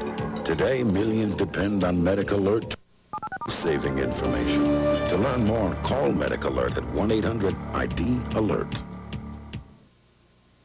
This summer, Prime Ticket presents LA Strings Team Tennis. From the grace of women's singles to the hard-driving play of men's doubles and everything in between. The Strings play Southern Florida Tuesday at 7 on Prime Ticket.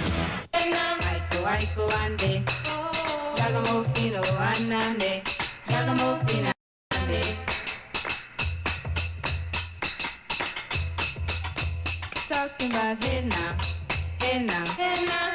Aiko ande, Shagamofino anande, Shagamofino. Your quality thinking into your golf game.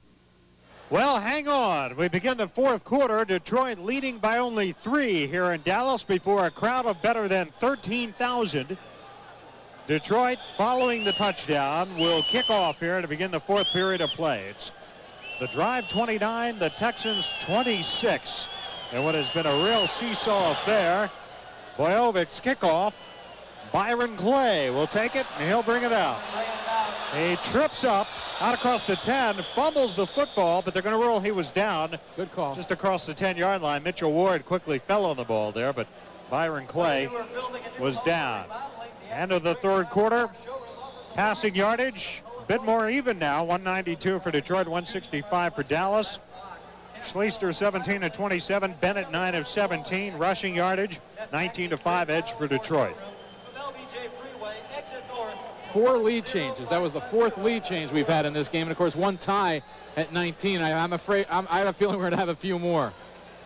Bennett incomplete.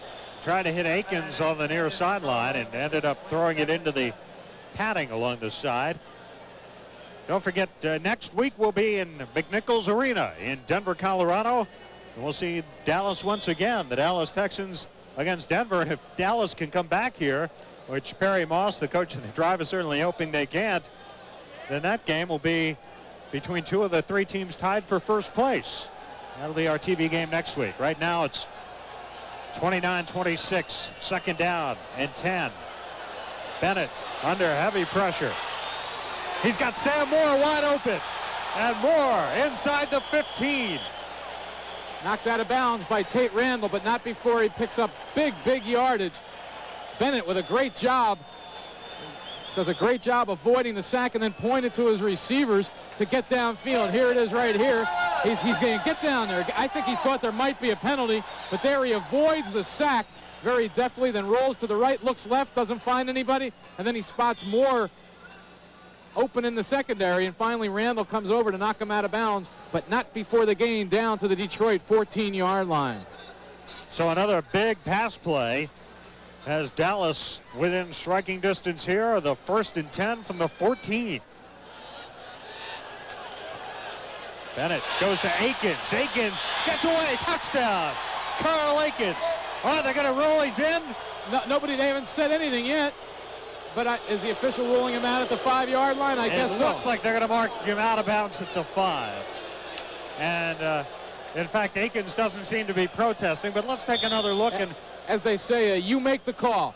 Here it is right here. Watch his feet. There's one foot. There's the other. He keeps going. He's still in there. Well, he might be out there. It's very difficult to tell from that angle. The official right on top of the play, though. So you got to go with him at that point. Jack Baker, the referee there. So it's going to be a 2nd down situation. Bennett's pass deflected. It was deflected. Lynn Bradford came in on Ben Bennett and got a hand on it. Well, watch Bradford come in right up the middle, base virtually untouched. Here he is to the left of your screen, then leaps high in the air. Bennett trying to get it over his head. He can't, and the ball falls harmlessly to the turf. Here's another one of those key 3rd down plays. 3rd and 2. The 1st down marker just fell down on the far sidelines. Well, of course, they don't. You can't have a guy there. They just lean him up against the pad, so that happens. That's right. Sometimes. There's no room. There's the pitch, Ward, and Ward is going to be dropped for a loss. Mitchell Ward couldn't find any running room there. Again, good penetration by that Detroit defense, and the play got off to a bad start when it looked like there was a little miscommunication there, and that gave Detroit plenty of opportunity to come up and surround Warren. Here comes Morales on the field trying to give us another tie in this football game with a 23-yard field goal attempt. He's made his last 2 from 39 and 22 yards. This will be a 23-yarder. If it's good, we're tied. It's no good.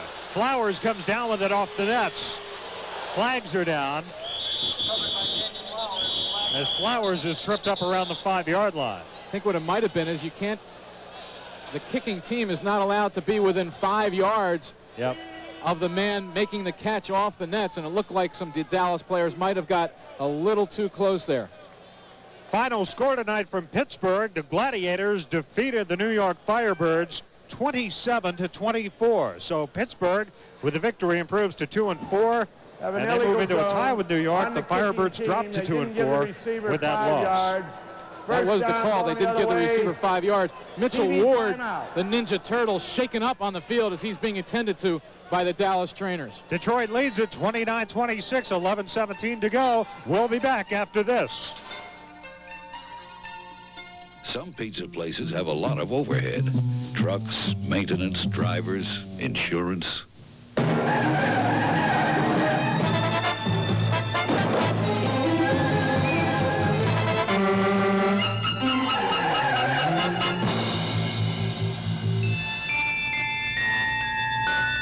We don't have all that overhead at Little Caesars. That's how we can afford to give you 2 great pizzas. Pizza. For one low price. Oh, we showed you Bob Lilly earlier, and there's another great name in Dallas Cowboys history, Randy White. He's working as a volunteer coach for his old defensive coordinator, his longtime mentor, Ernie Stautner. I haven't seen him say too much. Maybe it's just his presence. I think so. Is an uplifting experience. First down, Schleister for Grimes. Incomplete. Grimes came up. He was hit a little bit into the boards, came up with his arms up. Hey, where was the call? But that ball was well overthrown, clearly uncatchable. We're in the 4th quarter of play.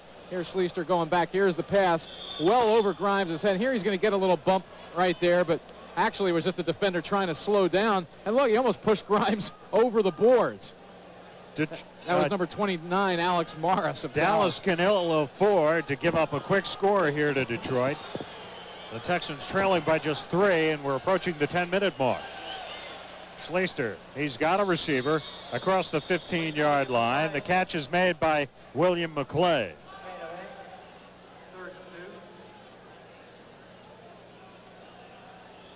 I'm told that the reason that Randy White has been so quiet tonight is that he was nearly ejected from the first game down here because a little too boisterous. He was a little too boisterous. Art Schleister, 200 yards through the air tonight.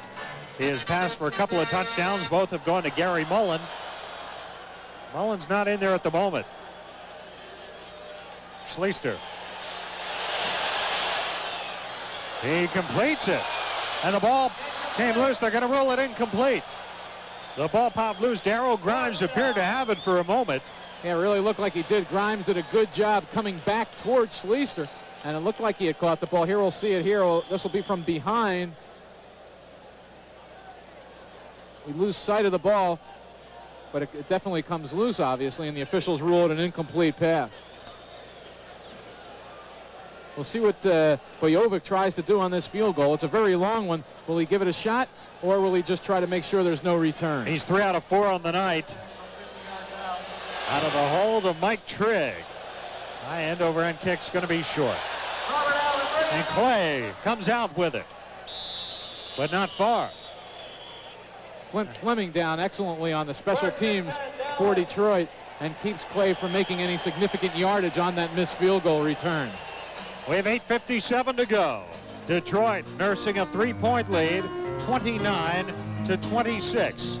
And we'll be back with more after this word from your local systems.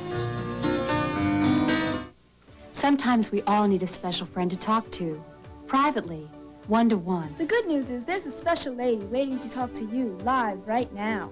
Would you like some friendly advice from a woman's point of view? Or a soft, soothing voice to make you feel better. Call now. I'll be your special friend. Call now for live, private, one-on-one conversation. Dial 1-900-847-LIVE. That's 1-900-847-5483. 10 minutes of live adult talk, just $2.50 a minute. Adults only. If your son or daughter has a drinking problem, you may have tried it all. And when you think there's nothing else you can do, there is. We're the National Council on Alcoholism and Drug Dependence. Get through to us and we'll help you get through to them. Just don't give up. If you're the victim of an accident and you've been injured, you need a legal specialist to help you get the settlement you deserve. We have over 20 years of experience helping people injured in all kinds of accidents. We help you get excellent medical attention, your vehicle repaired or replaced as soon as possible. If you can't come to us, we'll come to you at home, work, or the hospital. We have obtained over $30 million for clients. Call the law offices of Paul Grossman today. 1-800-462-5555.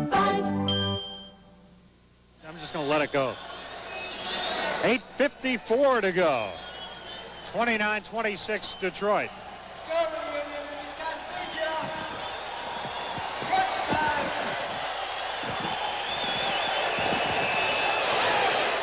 Bennett's got Sam Moore across the 10-yard line. A nice gain there. And Bennett was under some big pressure. Here's Bennett going back here. Remember, John Corker not playing for Detroit tonight. Harry Moss decided not to bring him on the trip. There's the pressure. Bennett does a good job, though, getting it away to Sam Moore and William McClay on the tackle. keeps Moore from getting any more yardage after the reception. There's Bennett. Both quarterbacks over 200 yards passing on the night, and most significantly, no interceptions for either quarterback. Bennett had 15 coming in, none tonight. Gain of 7, 2nd and 3. Bennett firing, and Sam Moore didn't see him. James Flowers was there defensively, and he was the closest body to that football. Looked like there's some miscommunication where Moore ran a pattern different than what Bennett was expecting it to be. Bennett threw the quick out. Moore was streaking down the sideline. So here's another key 3rd down play here from their own 14-yard line. 3rd and 3. Big play here for Dallas. We're just past the midway point of the 4th quarter. 7:20 to go, and Ben Bennett wants a timeout with this big 3rd down play coming up. 29-26, Detroit leads Dallas, and we'll be back with more arena ball action after. The pros have a nickname for their favorite glove. They call it the A2. For more than 30 years, the Wilson A2000 has set the standards in a league where performance is the measure of the man and the glove.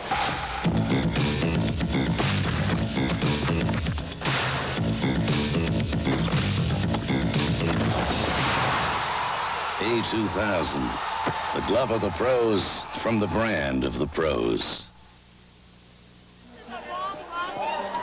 Welcome back. 7:23 to go. Detroit leads Dallas 29-26. It's 3rd down and 3 yards to go coming up. In our next game next week, Dallas playing Denver. We'll be at McNichols Sports Arena in Denver next Friday night. And we hope you'll be with us for that one. Check your local listings for the broadcast time in your area.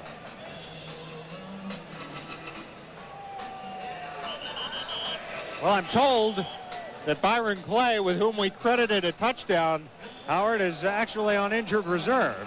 And number 33 is Robert Allen, a player signed by the Texans this week. 5'10", 155 from Lamar. Another Texas guy. This whole roster is filled with Texas players. All right, Bennett has it complete. That's Robert Allen who makes the catch.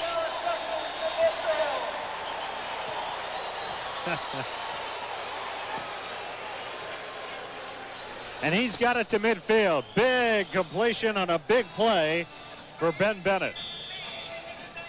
Randall comes up and keeps Allen from making any additional yardage. But again, inside Detroit territory. The ball just inside the 25-yard line. That's midfield in arena football. 6:39 to go. 1st and 10, Dallas. Big rush going again. For Moore, incomplete. And I think Moore tried to bat that away from the defender, William McClay, that time, knowing he couldn't make the catch. And now they exchange some words. And now Moore and McClay kind of voicing their displeasure with each other.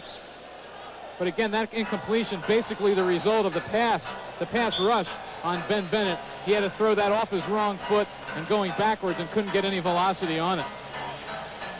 Total yards in the game, very close. In fact, Dallas has an edge, a slight edge, by 4 yards. And one key here also is Detroit hasn't been able to run the ball as well tonight as they normally have. Alex Morris goes in motion. They run it right now. Dallas does. Blackman carries, got close to the 20 and was pushed back on 2nd down. There's a good hole there, good block right there. Gets Fleming out of the way. Blackman does a good job, and now here comes the Detroit defense as Darrell Grimes comes over. Here comes McClay, a host of Detroit drive players, but still a pretty good pickup. And once again, Dave, key 3rd down for the Dallas Texans. 3rd and 6. Hey, there's 13,360 of you, and I can't hear you. Come on, make some noise. Big play for Dallas. Allen goes in motion. Bennett pumps once, fires. He's got Allen. Allen coughs up the football. Flowers coming back the other way. They're going to rule it incomplete. They're going to rule that the pass was incomplete. I thought so. And now Bennett and Flowers. And Flowers went after Bennett. Bennett did not respond, and a flag was thrown. Bennett was the one that started it, though. Bennett was the one who kind of pushed Flowers in the face, and then Flowers went after him. Well, here's the hit on beginning of the play. That looked like he might have had possession there, but the official rules otherwise. But a good hit there by Tate Randall. The official immediately rules incomplete. I've got a dead ball, personal foul, number 27 on the defense, 8 yards, first down. And now there's Bennett tackling Flowers. Now watch what happens here. Flowers comes up, he pushes Bennett. Now watch what Bennett pushes him in the head, and the official's looking right at him, and then Flowers goes after and pulls the official's hat off. That must have been it. You can fight all you want, pull my hat off, you get 10 yards. Maybe for his collection he wanted that hat, Dave, but I mean the official looking right at Bennett as he hits the guy in the helmet, but no penalty. Flowers the only one who's penalized. 1st and 10 from the Detroit 13. Pass is incomplete. Flags go down. There was a lot of contact. Gary Mullins, Steve Griffin, and Robert Allen all down there, all involved. Watch this. Griffin nails Allen in the boards. Here's the pass, and he's being pushed right there into the boards without getting a chance to catch the ball. Here's the reverse angle. I don't know if this ball is catchable, but he still gets nailed here. And another penalty on Detroit as they're kind of getting, I don't know if frustration is the right word, but they're just getting a little over-aggressive, and it's costing him here a lot of yards and penalties.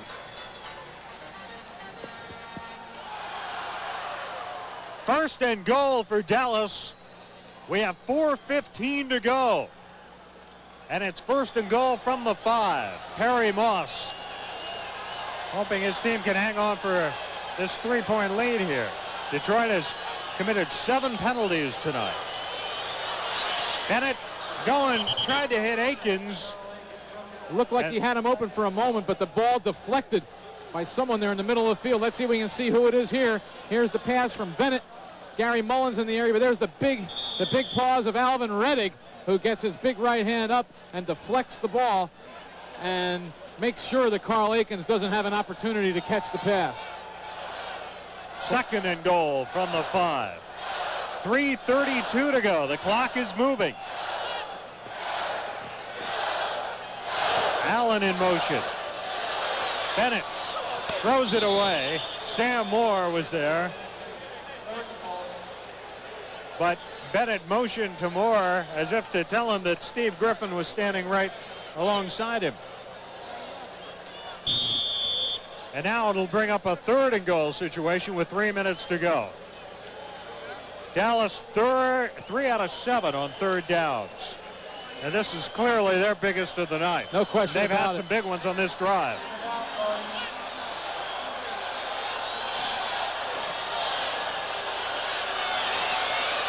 Bennett to Allen. He's in. Touchdown. Well, this official saying no, and his feet were in. Now they signal touchdown. Touchdown, Dallas. Robert Allen.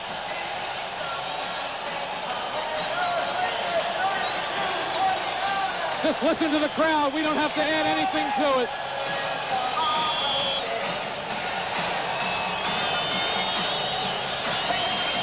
Here it is right here. 4th touchdown pass of the night. And his 2nd to Robert Allen. There's his feet going in. There's the touchdown right there. And this is a big extra point.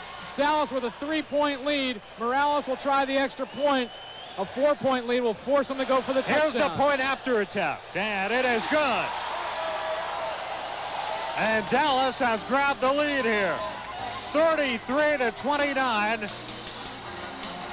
Dallas takes the lead. And we'll be more arena football action after this word from your local systems.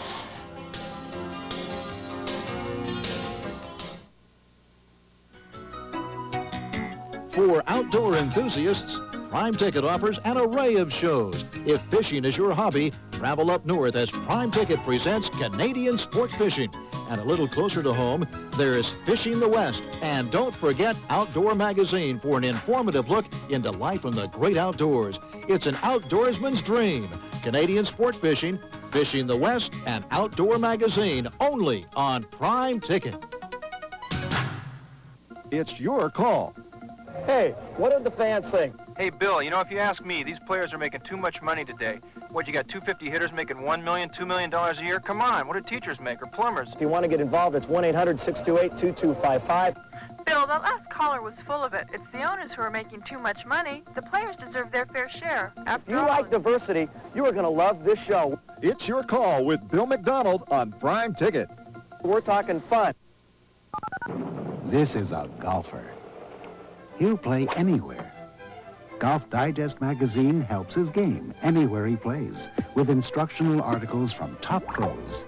So wherever you play, play better with Golf Digest. Get a full year of Golf Digest for $19.77. Call 800-631-1000 now and get our free half-hour instructional video with your paid subscription. Call 800-631-1000 now.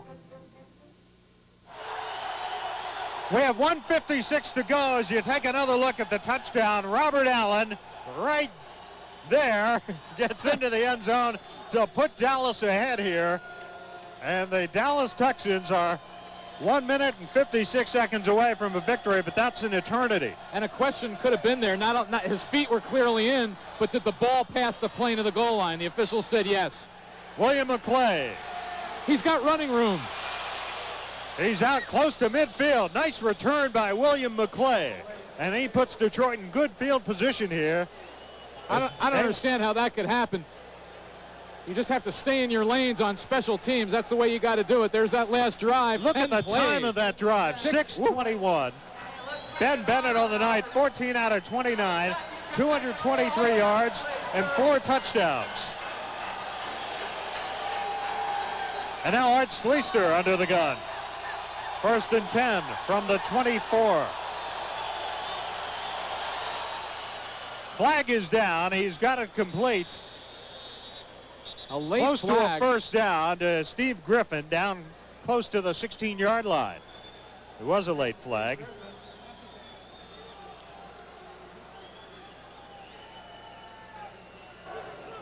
Illegal zone defense, number 88. Illegal zone defense is called on Sam Moore of Dallas. Here all of a sudden they're calling it illegal zone defense. Well, that's like offensive holding. You probably call that on every play. We have to pick our Little Caesars MVP of the game and also our Iron Man for two-way play as you look at the numbers on Schleister here tonight. I'd say you have to go with Ben Bennett. Yeah, I think you got to go with Bennett. He's kept the Texans in the game. Hasn't thrown any bad balls. No interceptions. He had 15 coming in. He's been the key player for Dallas. 1st and 10. This one isn't over though. 1:16 to go. DIXON in motion. Schleister under pressure. Flag is down. Schleister fires. He's got it complete inside the 10-yard line. But that penalty thrown in the vicinity of what's normally holding on offense. And that's holding, the call. Number 62. Gary Mullen made the catch, but it's going to be holding Second down. on Detroit. That's a loss of down. And the loss of yardage. So that's going to be a big, big penalty against the drive here as they're killing themselves with penalties in this fourth quarter. Well, they sure have. 1:02 to go. That brings the ball back to the 21-yard line where it's going to be, should be about 2nd and 15. And now we get the 1-minute warning with 56.9 seconds remaining. They should put the clock back at 1 minute because as soon as they start the clock, it's there, then they do. It goes right back to 1 minute. They are going to do that. The officials were trying to signal timeout. I guess they couldn't get the attention of the timekeeper. But we have 1 minute exactly to play with Dallas leading Detroit 33-29. And boy, the Dallas Texans have given a great account of themselves here tonight. Well, Little Caesars MVP, my vote goes to Ben Bennett. What about you, Howard? I'll second that. And I'll vote for Mitchell Ward as the Iron Man. All right, I have no argument there. Mitchell Ward, number 44 for Dallas, gets our vote as Iron Man. Little Caesars MVP, Ben Bennett. Schleister again under pressure, fires. Got it complete, or was it? Incomplete. Along the far sidelines, Steve Griffin couldn't hang on inside the 10. And there you see our Little Caesars player of the game, Ben Bennett, 14 out of 29, 223 yards, 4 touchdowns, including the go-ahead score to Robert Allen. He's thrown 2 to Allen here tonight. And our Iron Man of the game, Mitchell Ward, number 44. The Ninja Turtle. The Ninja Turtle. Here's a big third down play. 3rd and 13 here for Detroit. Look at Ernie Stautner going, go, go, go. Gary Mullen, great catch. What a grab by Gary Mullen inside the 10-yard line. Unbelievable catch by Mullen. It didn't look like there's any way he's going to come up with that reception. And now the officials call time. Here it is. Here's Mullen, reaches with the one hand like Akins before almost, is able to corral it without even breaking stride. And finally, he's down. And Detroit takes a timeout with 43.5 seconds showing on the clock. Art Schleister goes over to talk things over with Perry Moss. And a Dallas player injured on the play, tackling Mullen. Well, you know, Dallas has won some games this year, Howard, in the final seconds. And I'm sure they're hoping that they don't get that favor returned to them. Mitchell Ward, our Iron Man of the game, for his two-way toughness here tonight. A tough two-way player running the football, also playing defense, had a big sack on Schleister earlier in the game. Special teams, you're right. Anthony Newsom is the injured player for the Texans. They've been hit by a lot of injuries. They're playing tonight without Marcel Smith, the great kick returner. But they've hung tough. A great game by Bennett, and a tremendous defensive effort, too. Remember, Detroit was averaging 44 points a game coming in, and here with 43.5 seconds to go on the doorstep, but still they've only scored 29 tonight, so being held under their season average.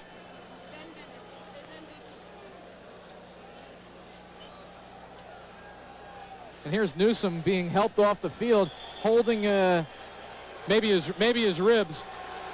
And as we mentioned earlier, 13,360. That's the second biggest crowd of the year in arena football. And I think the biggest crowd was the one we had for these same two teams 2 weeks ago in Detroit. Schleister on 4th down. This is the ball game. Throwing. Incomplete.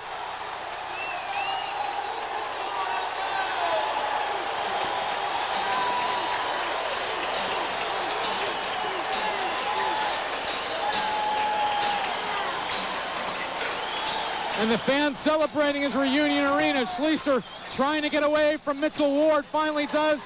Fires. He almost had the ball there, but a great hit by Robert Allen. Right, knocks the ball loose. Boy, I'll tell you what, if that had been a few minutes earlier, Robert Allen might have gotten some votes for Iron Man. If we had known who he was. Yeah. Well, he didn't play much in the first half. 34.8 seconds to go. Bennett will hand it off to Ward. Ward gets a few yards, so we're going to have a three-way tie for first place. That should do it, because we're under 25 seconds. They haven't started the 25-second clock. Now Detroit takes time. Well, I don't know why they wasted that long. If they were going to call the timeout, they should have done it 10 seconds ago.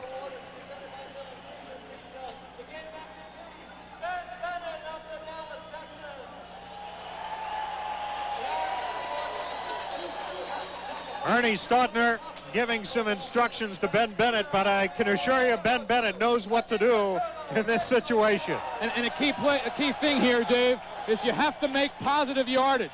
An arena football rule, they don't like that stuff where you take the snap and you just go down on your knee behind the line of scrimmage. So you have to make positive yardage if you want the clock to stop. If you don't make it, the clock stops. So that's a key for the offense. 2nd and 6 for Dallas. Now we get a timeout. And there's Lanier Ritchie on the right of your screen. Side by side with Lamar Hunt. He's breathing heavy. The hair's askew. I'll tell you, I'll bet this is the most excited Lamar's been through about 30 through about 30 years in the AFL and the NFL. Well, this has been a pretty exciting finish. I don't know about that. I recall some pretty exciting finishes with the Kansas City Chiefs, but that's a point well taken. This is a very exciting finish here. Second down, long 3.5 yards to go.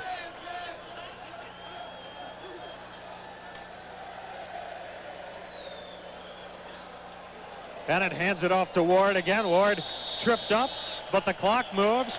13 seconds, and now the clock is stopped. 13.7 seconds. And there's Randy White. And a key, Dave, I mean, this crowd has been tremendous. The Texans are the only team that hasn't lost a game at home so far. This makes them 3-0 at home, and that's what Ernie Stautner was saying during the week, is we didn't play well against Detroit 2 weeks ago, but coming home to the home crowd after 3 straight games on the road is going to be great. Hopefully it'll be a lift for the team, and certainly it was in this tremendous showing, not only offensively but defensively by the Texans. And this will be Detroit's first loss on the road after 3 victories. Ward again carries. He got positive yardage, so that should do it. That'll do it. Detroit 7, out of timeout. 6. You can hear the crowd. That does it. The Dallas Texans have beaten the Detroit Drive 33-29. Ernie Stautner shaking hands with Perry Moss at midfield. What a great comeback, and what a valiant effort by Dallas after being blown out in Detroit 2 weeks ago, 53-14. They come back here tonight and win by 4, 33-29. Ben Bennett, our Little Caesars MVP tonight. Great effort by Ben. 14-29 passing, 223 yards and 4 touchdowns. And so we have a 3-way tie for first now. Detroit 4-2, Denver 4-2, Dallas is 4-2. Next week we will bring you Dallas at Denver, and Detroit will be at home to take on the New York Firebirds, who have lost their last 2 football games. But what a great finish this one was, a real seesaw affair here. 5 lead changes. Of course, the last one was the most important one, because that was the one that won the game for the Dallas Texans. Lanier Ritchie smiling, and let's go to Ernie Stautner. I hope Ernie can hear us, because this is a real noisy crowd. Ernie, congratulations on the victory. Tell us, in your mind, what was the key to this comeback win for your team? Well, the key, of course, is coming back in that second half. We showed a great deal of intensity, and we never gave up. And our guys worked very hard, and I'm very proud of them. Ben Bennett hung in there good. Ninja played like the Dickens, and they showed the character that they have in this team, which I'm very proud of. One thing, Ernie, going into this game, your team had committed 20 turnovers. None tonight. Obviously, that's a big thing, eliminating mistakes. Yes, we talked about that all week long. We knew that if we gave the ball up any amount of times, 1 or 2 times, then we knew, doggone well, we'd have a hard time, because Detroit's an excellent team. They gave us a real hard battle, and most of all, the secret to any ball game, any winning factor in a ball game, is when you don't give the ball up to the other team. And of course, you talked earlier in the week about coming home before the home folks. These people were great tonight, weren't they? Yes, coming home, these home folks are great. Anybody that says the Dallas fans aren't emotional and can't get into a game, I'll never believe them, because they show me different, and we have great fans here. All right, Coach, thanks a lot. Congratulations. We'll see you next week in Denver. And what a game that should be, as Dallas and Denver will tee it up for a battle, really, with first place on the line there. Those 2 teams now in a 3-way tie for first place in arena football. 33-29, our final score here tonight at Reunion Arena before a crowd of 13,360. We're going to be speaking in a moment with our Little Caesars MVP tonight, Ben Bennett. As you look at the revised standings, Detroit 4-2, Denver 4-2, Dallas now 4-2, and the other 3 teams all 2-4. Ben Bennett, our Little Caesars MVP, is with us. Ben, congratulations on this outing, and tell us what you were thinking on that on the final drive that led to the winning score. Well, gee, it's pretty hard to figure out. I was thinking about winning a football game. You know, we put ourselves in a position a lot of times this year where we could pull it out at the end, and I think this was the first game where guys really played well. Detroit is an excellent, excellent football team, and they thumped us pretty soundly the last time. And so we were pretty excited about the opportunity to get them back here at home in front of the best fans in the league. Ben, what does this win mean in terms of a measuring stick for this franchise? It means we're in first place. Well, that's true. I'm kind of throwing some simple answers at you all, aren't I? Well, you gave me a good one before the game, Ben. This is Howard. I said, what do you got to do to win tonight? And you said score more points. That's what you did. That was pretty much the gist of the conversation. I tell you what, I can't say enough about how good Detroit is, and I was pretty happy with how we played. I think this is the first time we've really played well. And my dad and everybody, you're not going to get to see this back on the West Coast until tomorrow, but I love you, and thanks for being behind me the whole way. All right, listen, we'll see you in Denver, and that should be a great game next week. We'll look forward to that. Thank you, Ben. Ben Bennett, our Little Caesars MVP, the winning quarterback here tonight. Dallas wins it by 4, and we'll be back after this.